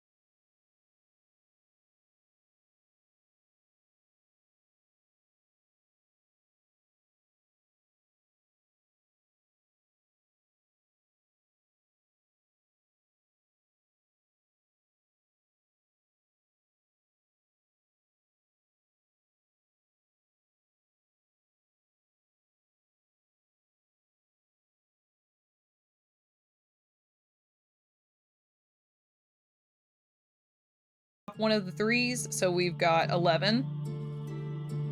And we're gonna roll 3 more times. Elizabeth runs a tight ship. I don't run a tight ship, but failures also make for good stories. So I think that there's this thing with D&D where everybody wants to, everyone wants to... Yeah, 30 seconds until I add. Okay. Everyone wants to win and, like, roll good, but sometimes there's really good stories that come out of rolling badly. All right, we're just gonna keep rolling. Whoever has adds, sorry about that. So we've got 4, 3, 5, and 1. Drop the 1. 4 and 3. 7 and 5 is 12. No, thank you, Bubblegum. That makes sense. I would not have guessed Dragon Age: The Nilfgaard Dog. Thank you. When I said TV. Yeah, thank you, Pumpkin. Yeah. We're gonna take a break at ad, but I want to finish rolling these and then we'll take a break. I won't put the numbers in yet though. 1, yeah. Okay, so 4, 6, 2 and 2, drop a 2, 4 and 6, 12. One more roll.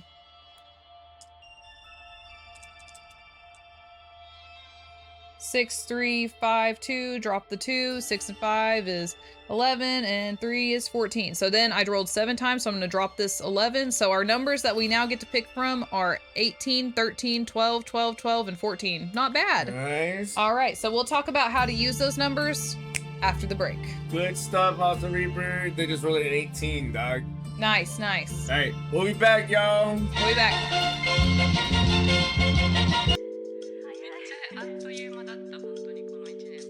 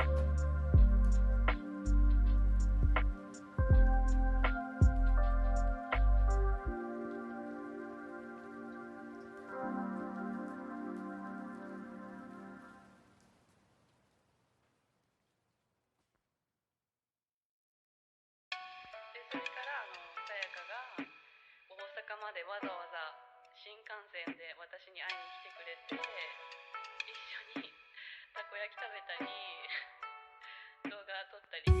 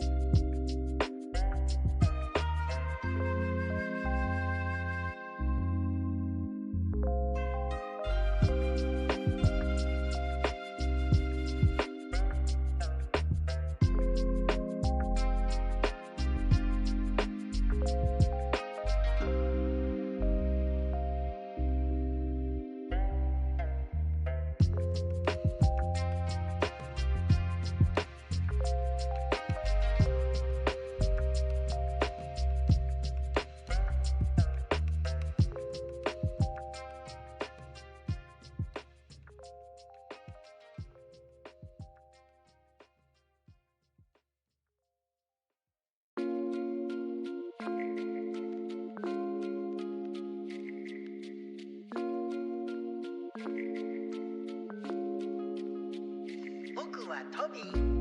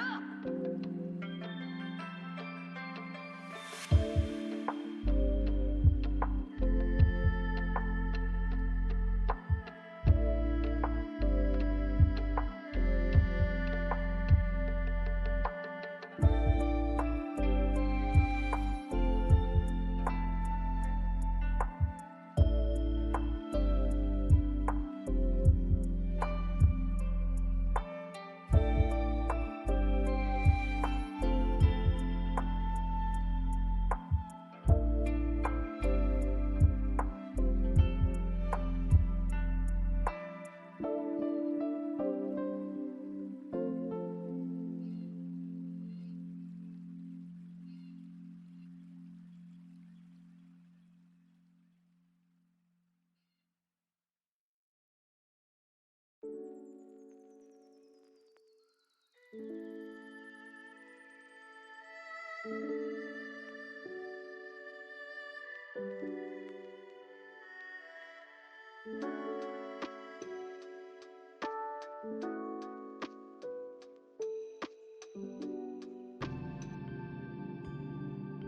everyone. Well, I was just waiting for the music to go away. Hello, everybody. Coming back from break a little bit early because we didn't realize how late it was, so to keep this show on the road rolling, we're gonna pick back up where we left off, which was with the numbers and what to actually do with those numbers. I went ahead and wrote Eldritch Blast and our cantrips. How do I make the? How do I make it? My bad. You're good. My bad. My assistant. My bad. Just kidding. See how hard it is, though? It is a good apple, thank you. I'm putting low sodium tahine, by the way. Okay. So these numbers that we wrote down earlier, 18, 13, 12, 12, 12, 14, that is what's going to go in our traits and what's going to actually make us powerful, right? So something we need to remember, we picked Warlock. For Warlock, our spell casting ability is Charisma, so we want our Charisma to be high. We also are kind of beefy boys, so we're going to want our Strength to also be kind of high because she's going to need more to focus on than just her spells, if you know what I'm saying. So I think I'm going to make the executive decision on where to put these numbers because, yeah. Okay, so for Charisma, we're going to do the 18. Since that is our spellcasting modifier. For Constitution, we're going to put the 14 because that is what's going to determine our hit points. So basically how much life we have comes from your Constitution, so you don't want your Constitution to be low, but it doesn't necessarily need to be the highest either. I'm sorry, did you already talk about the proficiency bonus? Yeah, we did earlier. Okay. And the proficiency bonus we will add to certain things. Strength, I'm going to actually drop, well...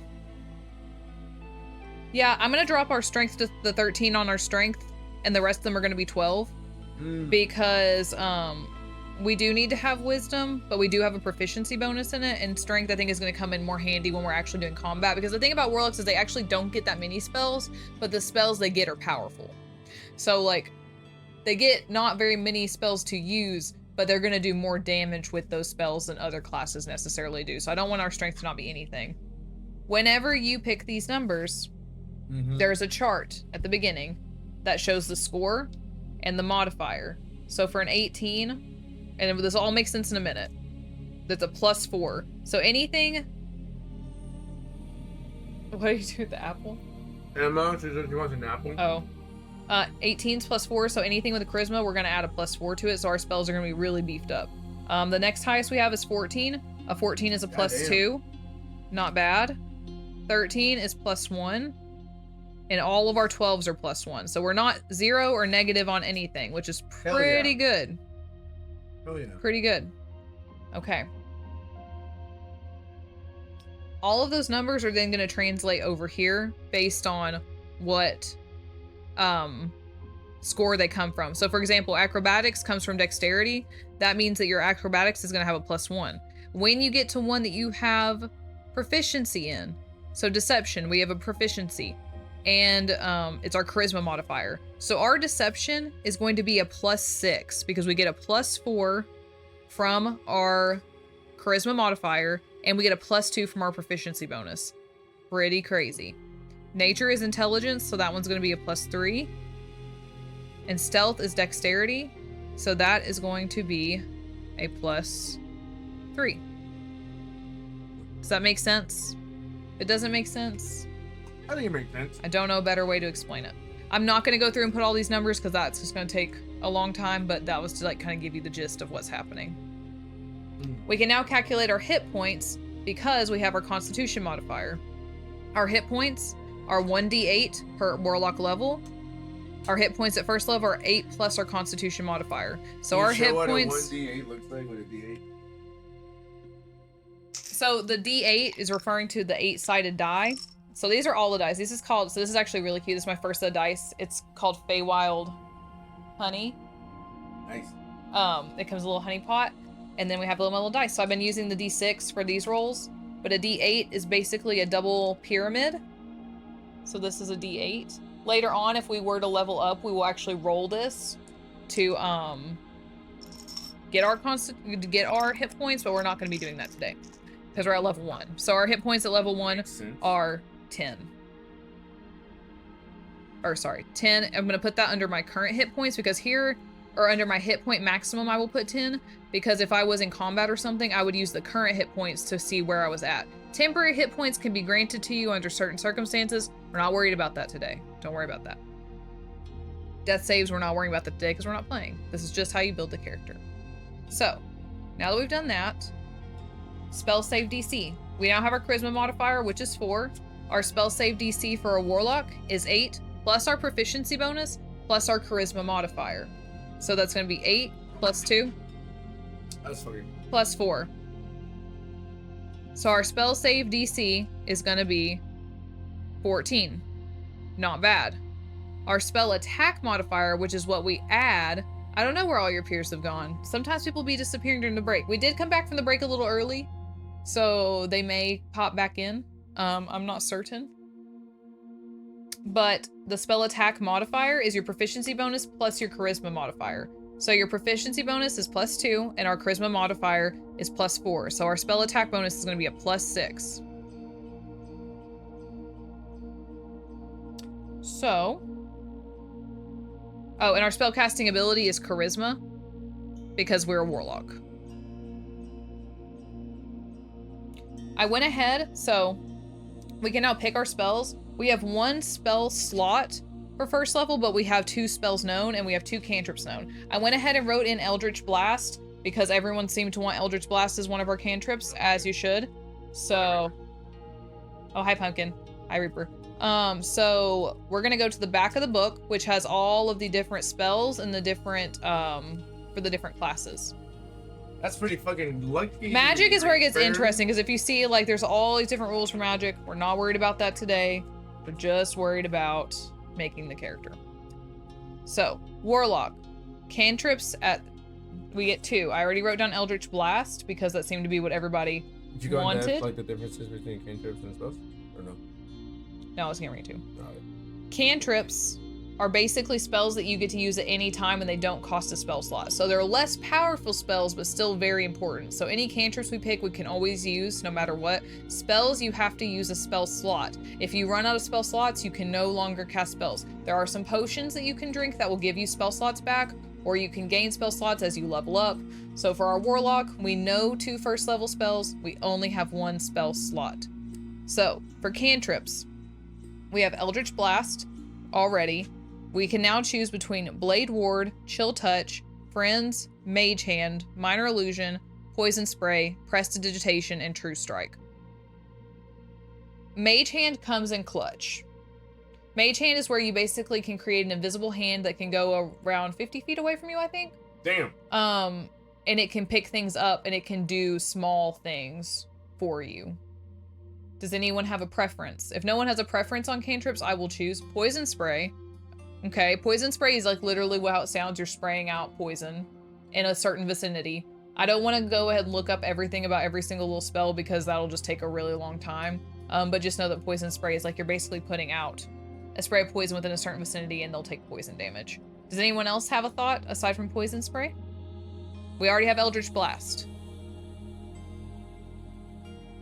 Poison Spray, Emma says. But when I do Baldur's Gate 3, do I make raw herbs if I do make solstice for it? Ooh, Make raw. raw. Raw. Well, do the one you think is best. I don't know what I'm talking about. Well, we're not gonna actually play with this character. So if you're on Poison Spray and nobody else has anything, we'll go ahead and put Poison Spray down. So she's basically got 2 attack cantrips, which is not bad because she only has 1 spell slot. Chromatic Orb is not for warlocks, so she cannot do Chromatic Orb. For first level spells, so we get to pick 2 first level spells.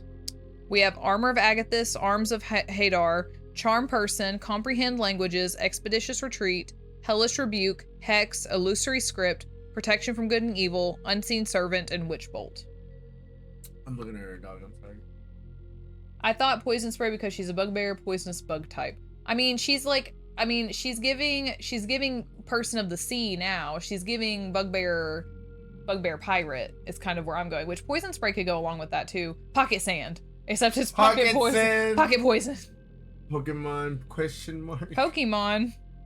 Oh, because you said she Pokemon. Oh, I thought poison fruit. Roz is your Erebus anyway, actually. Is chromatic orb level 1 spell? No, it's not a warlock spell. We can only pick from the warlock spell list. Hell yeah, pumpkin. If no one has any like thoughts on, I'm gonna go with charm person, because where we did make her a little bit more of like a charismatic bugbear, I think that could really come in handy if she needs to talk her way out of something. And then as far as a attack spell, we're gonna go with Witch Bolt, because Witch Bolt is basically like a bolt of lightning comes out of you, which I think kind of goes with the sea. We're thinking like storm, sea thing. Witch Bolt is like a bolt of lightning that comes out of you and attacks, and you can keep using it as long as your concentration doesn't get broken, I believe. Oh, nice. I believe. Yeah, no. I think that sounds yeah. right. Okay, so... Do you want to look that up to be sure or no? No, it's okay. Okay. Alright, so going back to the character... the class, sorry. Going back to the class.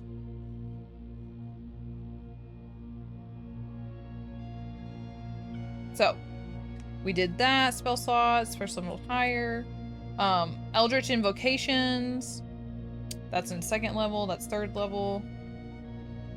Okay, I think we are good. Really? Yeah, with the Warlock. So now, here we go, hang on. Pact of... Oh, that's a Pact Boon. That's 3rd level. We don't do Pact No. yet. Okay, we're not doing any of that yet. Let me make sure that since we are going to Can you choose... explain why we're not doing the Pact Boon and like explain the levels and that kind of stuff, like how you get different... I said that earlier. Okay. So level 3 is whenever you actually pick your pact. We're only doing level 1, so I am going to... Not this book. I am going to make sure that there's nothing in Tasha's that we can also do. Oh. Would you say Raw is easier because he is just a man with animal head? True. An eagle head, right? I don't know. It's like a bird. It's like a hawk or something, right? Oh, hawk. I don't know. Warlock 70.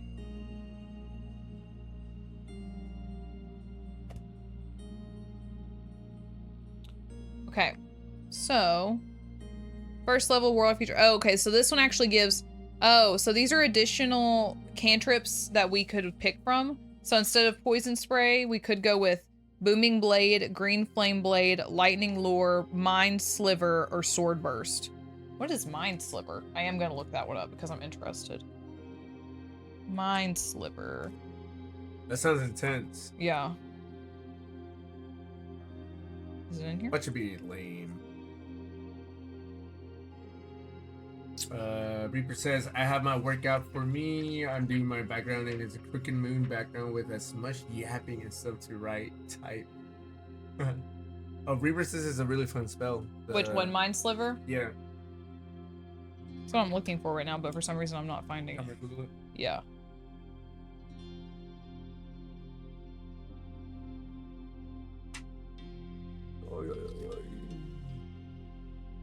Mind sliver. You drive a disorienting spike of psychic energy into the mind of one creature you see within range. The target must succeed on intelligence saving throw. Oh, I thought it was more like a mind control one. It's like psychic damage. Okay, well anyway, so that's pretty cool now that I know about it. It doesn't look like there's anything else in here for level 1. Yeah, that's pretty crazy. That's crazy. Oh, here we go. Expanded Solace. First level Fathomless feature. So since we're going with the Fathomless, right here, first level Fathomless feature. The Fathomless lets you choose from an expanded list of spells when you learn a Warlock spell. The following spells are added to the Warlock spell list for you. Okay, so instead of Charm Person or Witch Bolt, we could also choose from Create or Destroy Water and Thunder Wave. Since we are going with like a water god. That sounds pretty nice. I don't know, since we're going with like a water god, I'm thinking that we might need to do Thunder Wave instead of Witch Bolt. Charm Person still comes in handy. Yeah. I won't lie. So, but I think we're gonna go Thunder Wave. Thunderwave just sounds more. It's adding more to the water, you know? Yeah. Yeah. All right. So then it also says Tentacle of the Deeps, first level Fathomless feature. You can magically summon a spectral tentacle that strikes at your foes. Awesome. So that's something we get. So tentacles. You know, there's like a whole. There's basically like a merman. What are they called? The water people. What are they called? Oh, a sea elf. Sea elf. There are sea elves. That's a thing. If we wanted to go with like if we wanted to go with like aquatic elves. Sea elves. They're literally in this book, in the other book. Yeah, there we go. That says Dragonlance. What is Dragonlance wiki? Comes from Dragonlance. Dragonlance is like a area in the Forgotten Realms. Wow. But yeah, so elves are kind of the most like elves are kind of like the humans in the way that like different elves evolved in different areas and have different traits. That's a Dragonesty elf. I don't know. See, this is where you start getting into kind of homebrew stuff. This is where you start getting into homebrew stuff. But sea elves are a thing. No, but, it's aquatic. Forgotten Realms is aquatic elf. Yep. So Also, tentacles are sea elves. No, you're water elves. So what I'm saying is we could have gone that route, but y'all said no. We're gonna make a bugbear who's with the sea. We didn't know they're gonna do Niordor. Niordor. What did she say? Niordor. I have my workout for me as I'm doing my background and eyes, a crooked moon background, which is so much yapping and stuff to write type. Really fun spell. Forces a target to make an intelligence saving. Oh, thank you, Reaper, for putting that in the chat. And then we also get Gift of the Sea. You gain a swimming speed of 40 feet and you can breathe underwater. Fuck. She's kind of like she's kind of a unit. Dude. Oh my gosh. Land and sea, dude. Can she fly? No, she cannot fly. Can she jump real but fast? I am so whenever I get stuff like this where it's like another additional like moving speed, so I leave my walking speed here and then above this I usually write it because if it's flying and stuff, so I write 40 feet swim speed is what I usually put. Like something like that so that I don't forget that like my swimming speed is greater than my walking. She can swim faster than she can walk. A bugbear. How water dynamic can they be?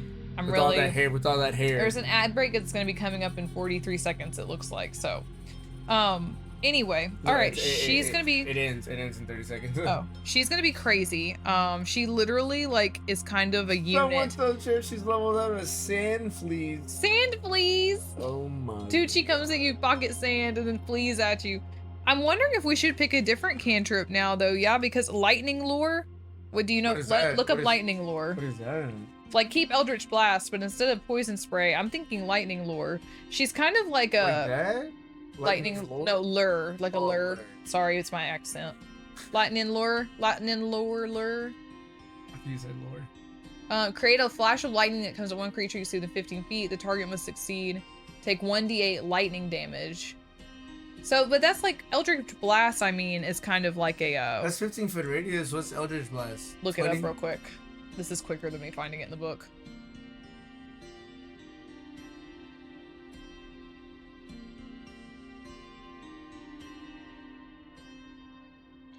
One action, 120 feet. Damn, Eldritch Blast. Makes the spell on a hit, takes 1d10 force damage. Yeah, we have to keep Eldritch Blast.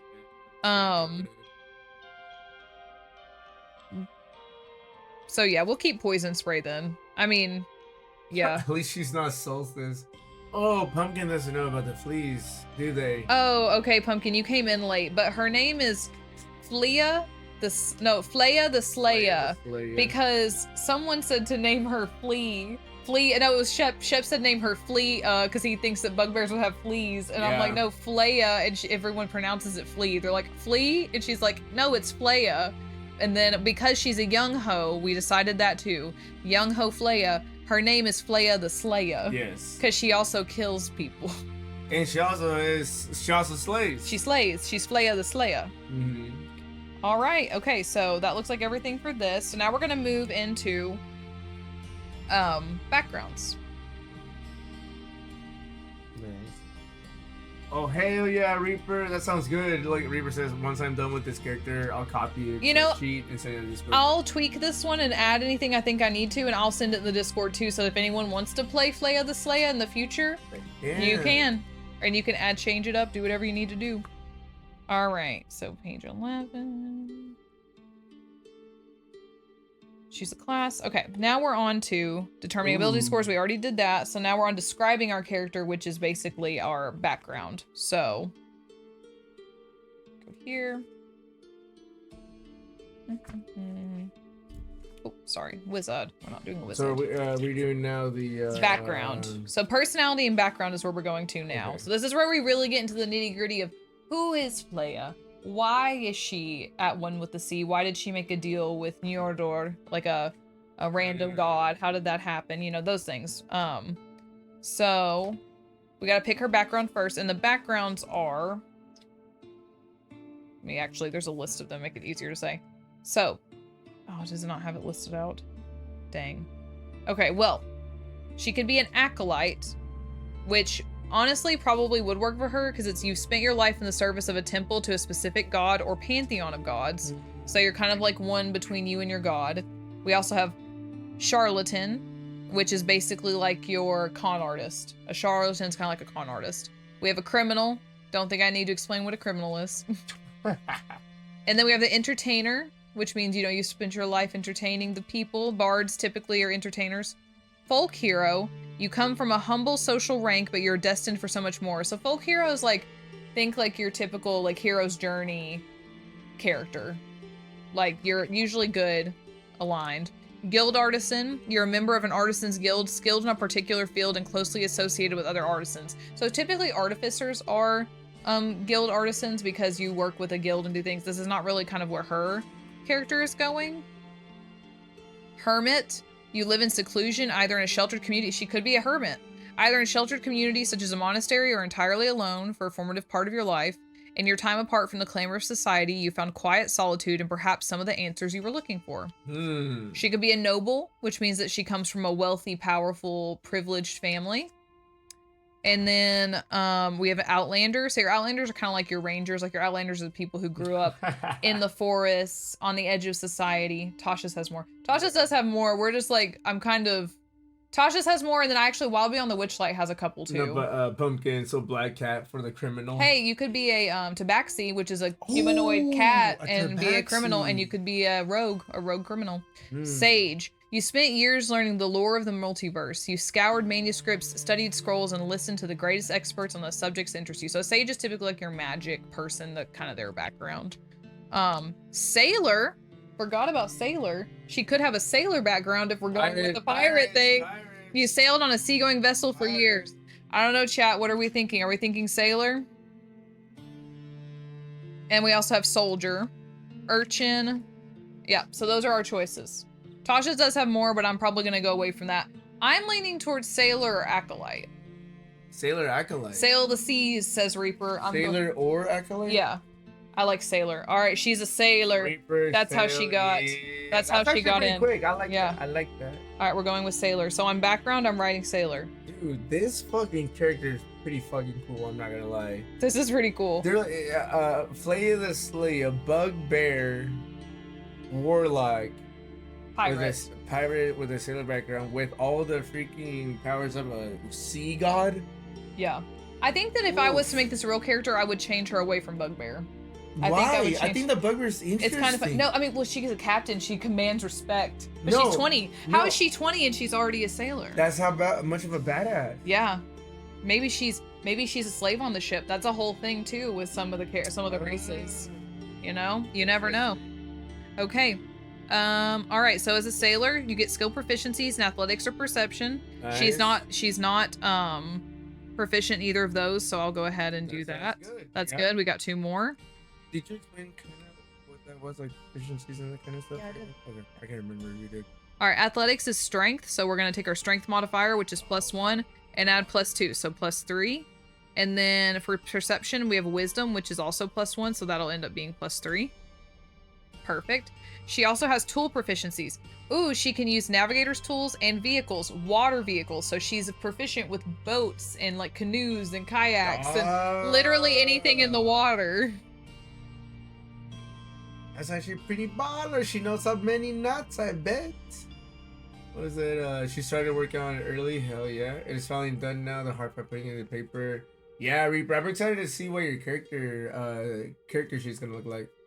And then there's just solstice with no relation to darkness or the sun before they Okay, got in contact with the vehicles, planet Erebus. vehicles, water. She could ride a whale. Can a whale be considered a vehicle? Yeah, it's a water vehicle. A horse is a vehicle. on Oh, land. you're right. Yeah. She could ride a dolphin. She could ride a manatee. Oh my god. A shark. She comes in on a shark. They call her Tiburon. What? No. What big ass fey creatures are there in the fey like oceans or something? I don't know. I don't know anything about the Feywilds. I don't know much about water things, to be honest. Hmm. A whale is the only thing that can support her. Damn, Ripper! No, I mean, Canonically though, No, I mean, it's not wrong. hey, a great white could probably support her. Yeah, maybe. Imagine she comes in on a great Not me white. thinking of a habit Ishmael Crazy. now. The megalodon, perhaps. Ah! All right, so equipment. So equipment is down here in this corner. Oh my gosh. Okay. Ooh. So we're gonna do. This click. So there are water horses in Norse. You're right. There are water horses in Norse mythology. She rides an ocean horse A because of her god. hippocampi. A hippocampi. A hippocampi. I think Yep. that's what they're called. Okay, she has her feature of ship's passage. When you need to, you can secure. Yep, she rides a hippocampus. A hippocampus, bro. I love it. You can secure free passage on a sailing ship for yourself and your adventuring companions. So anytime she needs to negotiate for a free ship, she can do it without any kind of struggle. Dude, that's fucking crazy. What? Because that's the ship's passage. When you need to, you can secure free passage on a sailing ship for yourself and your adventuring companions, no matter what. That's crazy. You might sail on the ship you served on or another ship you have good relations with. Because you're calling in a favor, you can't be certain of a schedule or route that will meet your every need. So if a ship comes, you don't know if it'll go to where you want it to go, but it comes. What? Your dungeon master will determine how long it takes to get you where you need That's to hilarious. go. In return for your free passage, you and your companions are expected to assist the crew during the voyage. That sounds Fair fair. enough. Fair enough. So I'm gonna write that here. That's Ship's hilarious. passage. That's cool. Oh my god, Nessie. And then we have some more, oh, so equipment. So down here, there's equipment in this bottom rectangle, and it's starting stuff. So she starts with a belaying pin.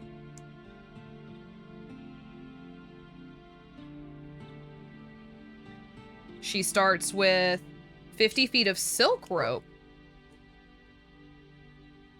We ordered pizzas on the break, so Mezza's going to get our pizzas. 50 feet of silk rope. She also has a lucky charm, such as a rabbit foot or a small stone. Oh, okay. You all come up with a lucky charm that you think would be good, and then I'll put it in here. And then she has common clothes and a pouch containing 10 gold pieces. So I'm gonna write 10 gold pieces here. And she has a common clothes. So I'm just gonna write common clothes. You all tell me a tiny anchor, like a silver anchor necklace. That would be cute.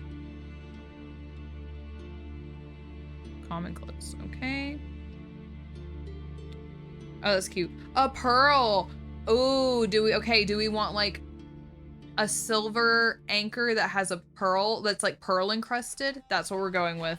She carries around, she wears a necklace, so her lucky charm is you missed this. She has a lucky charm. She has a lucky charm that she carries on herself, so I told chat to come up with what her lucky charm would be. And Reaper said a tiny anchor, and then Emma said a pearl. So I'm thinking a pearl encrusted anchor, like necklace. Should it be a necklace or like a pin? Like a brooch? Like a brooch. Should it be a brooch or like a necklace? I like that.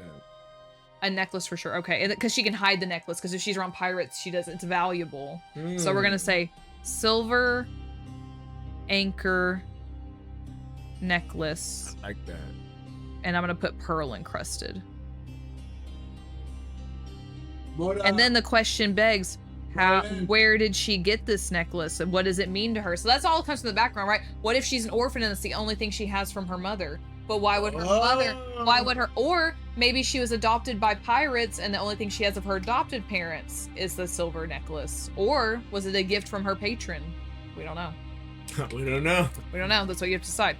So now this is where you get into... We do know. We do know. Your personality traits, your ideals, your bonds, and your flaws. What time are we at? I don't want to go too late. And we're kind of running 10, late. But I'm thinking that We can probably do this really quick. Oh, they have variant sailor pirate. Wait, so we could have picked sailor pirate. Oh, that's only adds a little bit. So we can do variant sailor pirate. So do we want to do just sailor? Okay, was she a sailor or was she a pirate? Tell me, chat. Because we can do the variant sailor pirate, which doesn't add like that much. You spend your youth under the sway of a... Well, we got captured by a pirate, right? So we'd be a pirate, right? Pirate. Everyone's saying pirate. Yeah. We're going pirate. Pumpkin said, if it was a character made by me, I would have somehow made a pearl into a god's tier. Oh, that's also pretty interesting. Yep. Pirate in sync. sync. All right, so we're doing variant feature pirate. So, if your character has a sailor background, you may select this background feature instead of ship's passage. Oh, okay. If we do pirate, we can't do ship's passage, which is how she gets everything. So, pirate is you spent your youth under the sway of a dread pirate, a ruthless cutthroat who taught you how to survive in a world of sharks and savages. You've indulged in larceny on the high seas and sent more than one deserving soul to a briny grave. Fear and bloodshed are no strangers to you, and you've garnered a somewhat unsavory reputation in a port town. If you decide that your sailing career involved piracy, you can choose the bad reputation feature. Okay, so no matter where you go, people are afraid of you due to your reputation. When you're in a civilized settlement, you can get away with minor criminal offenses, such as refusing to pay for food at a tavern or breaking down doors at a local shop, since most people will not report your activity to the authorities. We can either pick bad reputation, which means that you can get away with minor crimes, not intense crimes. The secret is crime. Or ship's passage, which is where we can secure free passage as long as we work on the ship, but at any time. So tell me, do we want to do pirate and give bad reputation, or do we want to do ship's passage? Minor crimes? Minor or crimes. Free passage? Well, I guess then that leads into what is her alignment? Small crimes, Reaper says. Segment of small crimes. What is her alignment? Is she neutral, chaotic neutral? Okay, so we have crimes for sure. Okay, so she is not a good character. She is not good. She's a little bit. That's minor crimes. What's a minor crime? Thievery? Yeah, and not paying for your food if you leave a restaurant. And maybe not paying for taxes? Yeah, not paying your taxes. There you go. All right, bad. Yeah. See, look, we're just a little sneaky. Not like Mez on Red Dead though. Emma, dude, I thought they were O'Driscolls. I had no idea it was the fucking sheriff, dude. Yeah. I had no idea it was the sheriff. Well, we're not talking about Red Dead here. It's not the sheriff. Okay. You're a criminal. Okay, so we're doing the variant sailor pirate. So what's her alignment? I'm thinking she's neutral. I'm thinking True neutral? That's crazy. No. I'm thinking that she's chaotic neutral. Everyone wants to be chaotic neutral. Because I say that because I'm thinking if you want her to be bad, she can be bad, or she can be neutral where she picks and chooses when she's bad. I don't know. What is it? Chat. There's lawful, chaotic, and neutral. So there is. There's true neutral, lawful, evil. There's good and there's evil. Okay, chaotic evil wouldn't apply that you're doing everything for not for goodness. Yeah, dude. Chaotic neutral. That would be an insane psychopath. Yeah. Do we want her to be a psycho? Does she want? I mean, is that the route you guys are going with her? Do we want her to be a psycho, or do we want her to have some neutral? Neutral. So we have good, evil, and neutral. The first is and then we have chaotic and lawful. Yeah, that's lawful evil. True neutral. I'm waiting to see what the chat says. I mean, I'm chaotic evil since I'm a grave robber, but I don't kill people. Well, but is she evil though? Like that's what I'm saying. Do you guys want to go that way? We can. There's nothing wrong with that. Like you do evil things. She's bad, and I'm thinking pirate. Emma's a neutral. Okay, we're going chaotic neutral. Chaotic neutral. Like, you would just not pay for things, but you're not going to kill somebody. Like, hey! Demon Slayer 2199. Thank you so much for the follow. Demon Slayer. Welcome. How are ya? Hope you're enjoying a little bit of DND. Yup. I have to play her. Emma, I have to play her Reaper. Oh, that's right. Yeah, Emma was... Okay, chaotic neutral. That's so funny. All right, so we're going to do bad reputation of minor crimes. All right, and then... Okay, so I guess we're going to go into the personality traits. So this is where we're really defining who she is. So, do we want her... So there's a few things we can choose from. We can randomly roll. Or... I'm flipping my remote so down looking for a character sheet. Or we can, like, read them. So... My friends know they can rely on me no matter what. I work hard, so I play hard when the work is done. I enjoy sailing into new ports and making new friends over a flagon of ale. I stretch the truth for the sake of a good story. To me, a tavern brawl is a nice way to get to know a new city. I never pass up a friendly wager. My language is as foul as the Otyog nest. Damn. And I like a job well done, especially if I can convince someone else to do it. What are we feeling like for her? What's one of her personality traits? That was a lot. That was 8. So if you want me to repeat one, just tell me. Also, Reaper, if you don't want to like write down everything on a character sheet, what you could do is just print it out as a PDF, right, and then upload that on Discord. If they did it on D&D Beyond, right? Yeah. She def has a dirty mouth. Okay, so we're gonna do. Def has a dirty my mouth. language is as foul, so I'm just gonna write the number here, and I'll fill this in later. So you always be some like gods, monsters. You know the rest. Hell yeah, pumpkin. All right, her ideals. So there's respect, fairness, freedom, mastery, people, and aspiration. Do any of those call out to you all? Respect, fairness, and I'll read you what it says after that. Respect, fairness, freedom, mastery, people, aspiration.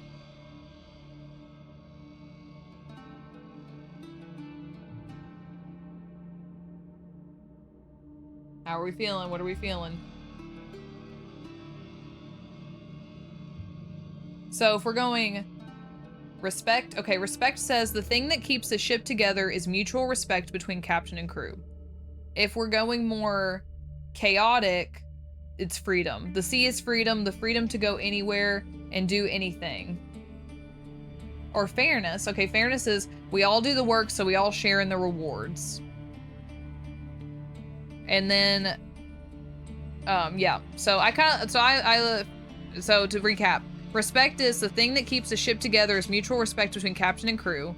Fairness is we all do the work, so we all share in the rewards. Freedom is the sea is freedom, the freedom to go anywhere and do anything. Neutral would be people, which is I'm committed to my crewmates, not to ideals. You pick, Reaper. All right, Reaper, what do you want? And then aspiration. Someday I'll own my own ship and chart my own destiny.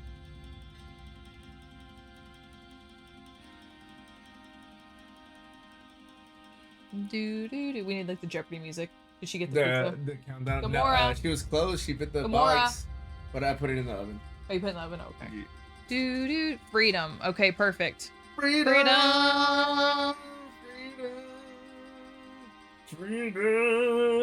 All right. Bonds. So, bonds. Loyal to your captain first, everything else second. The ship is the most important. Crewmates and captains come and go. I'll always remember my first ship.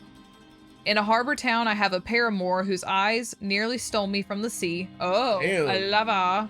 I was cheated out of my fair share of the profits, and I want to get my due. Or ruthless pirates murdered my captain and crewmates, plundered our ship, and left me to die. Vengeance will be mine. So what are we thinking?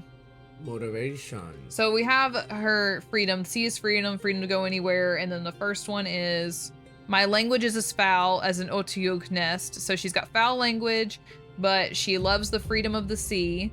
And then so her bond, a vengeance. She likes vengeance. So we're not rolling. Oh, No, we're letting them choose. All right, so Emma says that she likes the vengeance. So ruthless pirates murdered my captain and crewmates, plundered our ship, and left me to die. Vengeance will be mine. Ooh, I like that. So that's our bond. And then for our flaw,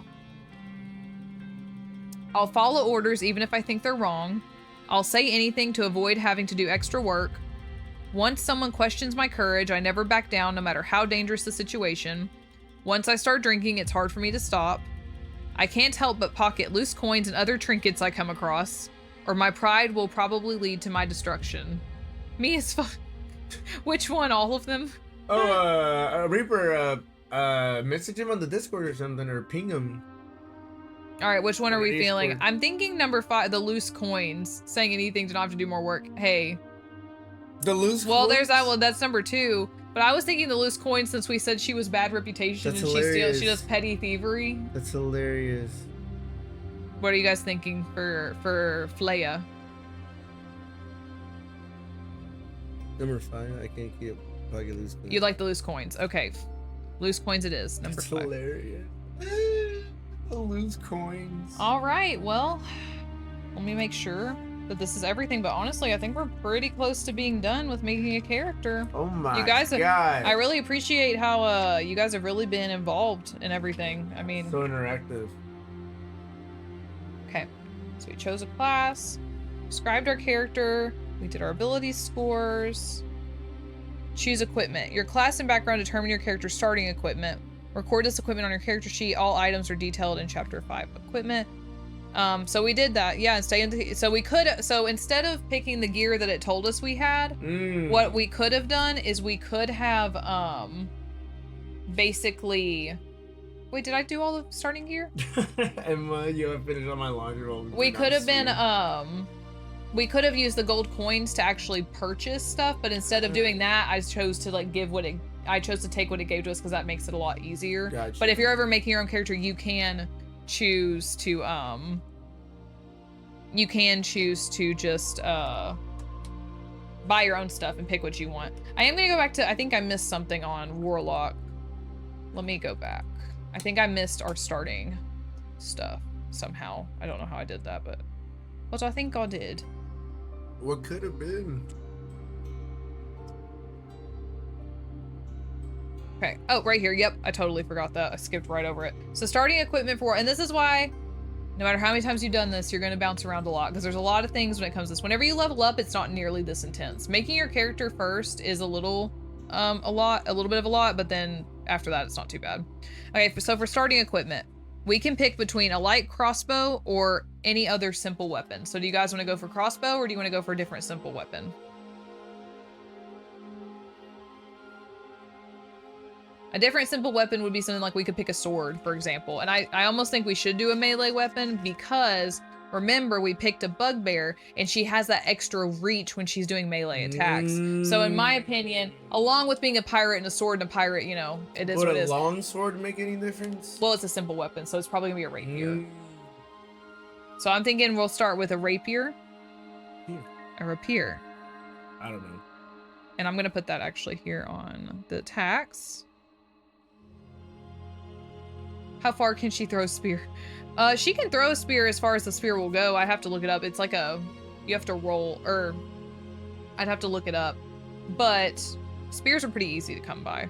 Okay, and then she gets a component pouch or an arcane focus. So an arcane focus is something that she can focus her magic through, or a component pouch, I believe. You mind searching that for me real quick? Yes. Just component pouch D&D.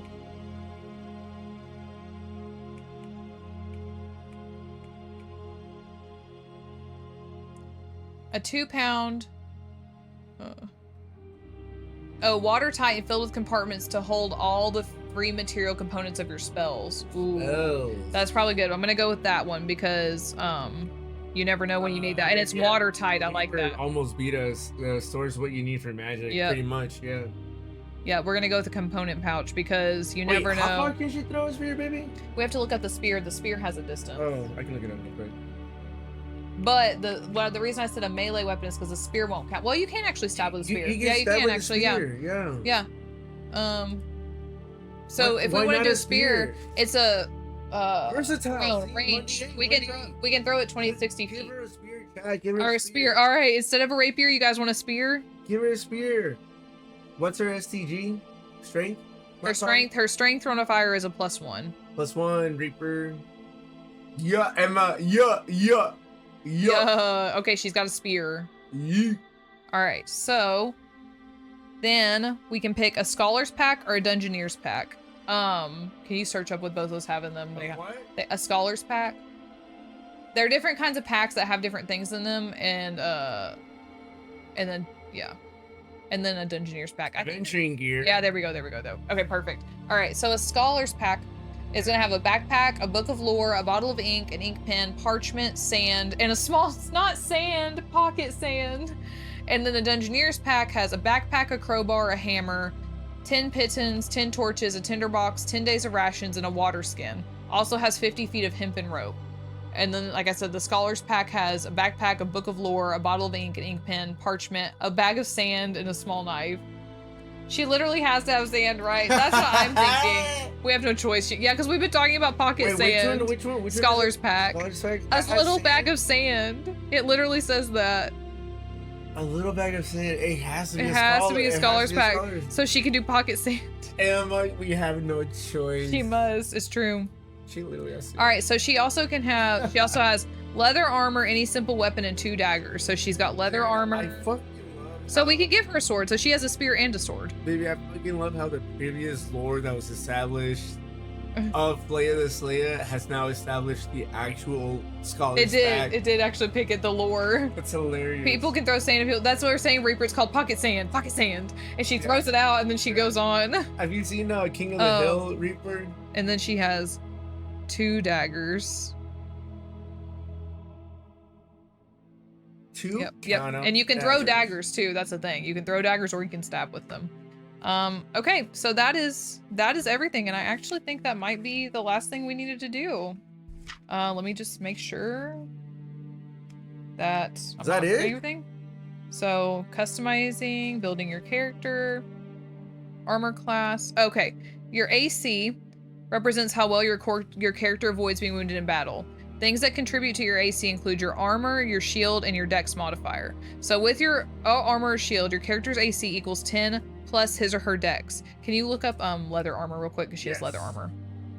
Your initiative is equal to your dex, so she has a +1 to initiative. Your armor class is basically how hard it is for someone to hit you. So if they roll the number that's lower than your armor class, they don't hit you. If they roll a number that's equal to or greater than your armor class, then they do hit you. Can you give an example? If your armor class, well, let's calculate this armor class. So her armor class is going to be, so AC gives you an 11.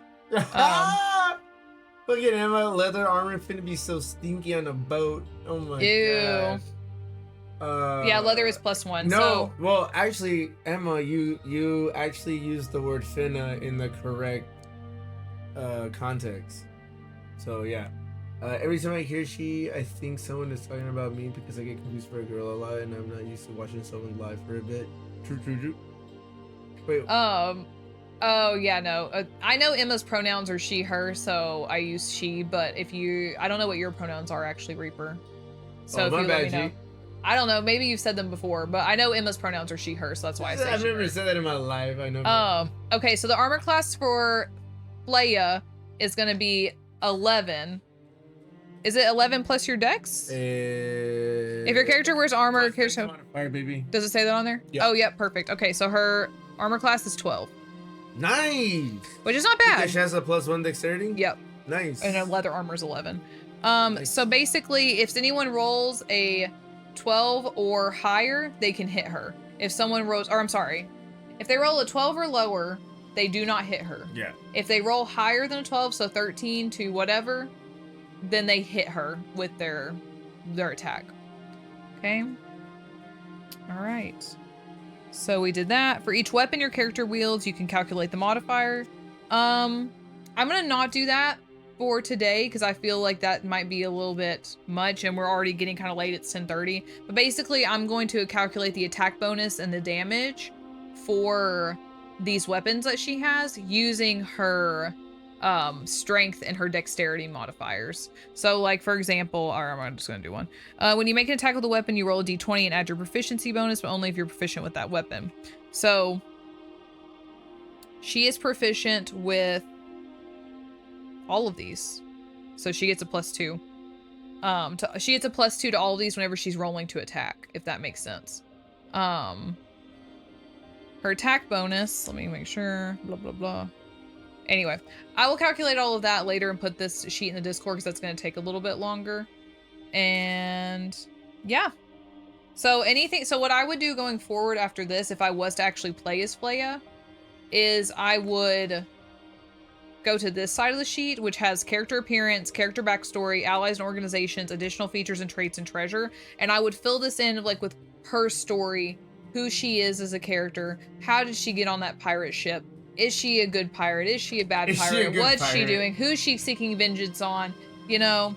So that's what I would do going forward. But honestly, that's really all there is to it. Next time we do a D&D type stream, we may continue leveling her up, or we might talk about like world building, or we might talk about like, we might go into the Forgotten Realms and talk about locations. I don't know. We can talk about modules. Like there's so many different things that we can talk about. You can make the screen different. But I think that's it for this turn. Is that it? Okay. Could you, in any way, like in 2 minutes or less, or maybe in a minute or less, go real quick? How do you build a character? Character. Pick your race, pick your class, pick your background. And that's pretty much it. That's your character. Your character is those 3 things. It's race, class, background. Race, class, background. RCB. Yep, and you can pick anything from all of those, and that's how you build your character. And nice. Creativity. Very Be nice, creative, very have nice. fun, do accents. Oh, Reaper introduced the subclasses. Yes, there are subclasses. For sure. Chat, this has been fucking fun, dude. This has been pretty fun, no? But this, yeah. Being this able was to fun. like Yeah. create. Wait, RCT reverse curse technique. Reverse curse.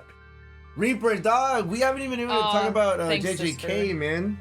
Well, another day. Well, we can talk about JJK and we have the whole I told you, team Emma, chat. I don't know if you joined the stream yet or not, but I was like, first of all, your hottest hug is what I said to Elizabeth earlier. Boys, it's late. We appreciate you all for sticking around this entire time. You can multi-class at level 5, but that's what I'm saying. This is just level 1. Yeah. This is just level 1. We can do level 3 is when you get into subclasses. Level. Yeah, actually, Emma, you were kind of like the litmus test because I'm gonna actually post this fully on YouTube. Was this informative? Was this? Yeah. Did you actually learn anything? Yeah. Yeah. Tell me, because the Reaper already knows how to play. So Yeah. do you actually feel like you learned stuff? Which is really good. No, it's actually really good to have someone Yeah. like Reaper on stream. Yeah, to help. Because like they were able to help out like so much stuff, dog. So shout out to Reaper. Yeah. Wait, where's the shout out? shout out. No, exclamation point. Yeah. Shout out. Reaper games for fun. Boom. If you need more, DM me. She's got me, Reaper, as a source. I'm a good Reaper source. says I'm a better DM. Yeah, because it said. I'm just kidding. You can message Reaper if you want to. Yeah. Chat, how do you want to wrap this up, baby? Is your pronouns they then, Reaper? They are playing, or is that just what you have it set to? Huh? Reaper's they are playing Dead by Daylight. Yeah, I have it set today. She said, Reaper, you know what, I might. Well, you do feel like you actually learned from this though, Em? Yeah, you could quiz me. Okay, you do feel like you learned. Okay, well good. I'm glad. That was the whole point of this. And to just, talk about D&D. I love D&D. It's a fun time. I'm not on Dead by Daylight. Is that what DBD is? I don't care about gender. Oh, yeah, okay. Reaper. Hell yeah. Right. But yeah, so had a good time talking about D&D with you all. Hope to see you on the next D&D stream. Don't know when that will be. I don't know if we're gonna come up with some kind of schedule once a month, maybe. I don't know. Chat, let us know. It depends on you. Yeah, let it us know depends on whenever you. you want to have another this or maybe call Yeah. to do like an actual D&D campaign or no? No, I'm thinking more like another informational stream. We don't know when that's gonna happen. Okay. But the one shot, definitely that's not gonna happen anytime soon. But Maybe like in the if summer, there's maybe in the one, summer? maybe in the summer, yeah. If there's interest, I'll do it. Yeah. But nice, Alrighty. nice. All Well, right. Well, have a good night, Appreciate y'all. everybody. Have a good night. Bye. Oh, wait. Do you want to raid out? Raid out real quick? Oh yeah, let's read out. Let's read out because I'm on too. Let me hop on. I'll raid with you. Let's raid. We got the numbers. We do Stick got the around for a numbers. little bit. Stick around for a chicken. Yeah, stick around for the raid, please. It's really good for the community for everybody to raid in and out to places. Who we raiding, chat? Let me look and see if I know anyone. Find someone doing D&D. Yes. Yeah, let's try someone doing D&D. Yeah. So there's here. They're on episode 80. Reign of Storms, episode 80. Dungeons and Dragons, Disorderly Decisions. Session 19 of Curse of Strahd campaign. This person, they got. Wait, go scroll up. Session 2, The Fae and the Rising Dawn. This person got 15 viewers though, as opposed to this person having 8. Oh, true. Yeah, smaller streamer. Uptime. Is that 2 minutes or 2 hours? Oh, I don't know. I think that's 2 hours. Okay. No. Yeah. It's 2 Yeah, we hours. want someone early in the stream. Yeah. Earlier. Who would you like, baby? You're the conductor. I don't know. I'm looking. I'm trying to see. Chat. Do you guys have any recommendations? Sort by lowest to highest. That's what I always do. Low to high. Viewers low to high. Load up. Oh, Arbreader. But it's not D&D. It's not D&D, Oh, yeah. Right here. 3 viewers. Who you want, baby? You're scrolling so fast I can't see. Oh, all right. High Seas 04, and it's episode 4. They've only been up for an hour and 20. All right, The High Seas. All right, chat. We're gonna go with some randos. If they are not, we don't know these people, so Yes, we do just not know want to these throw that people. disclaimer out there. We're just rating it to Wait, a random thing. What their tags are D&D roleplay, Dungeons and Dragons, D&D 5e. That sounds chill. That sounds No? chill. Yeah, they look chill. All right, chat. We're about to raid Dread the DM. All right. See ya. See ya. I'll be in the raid too.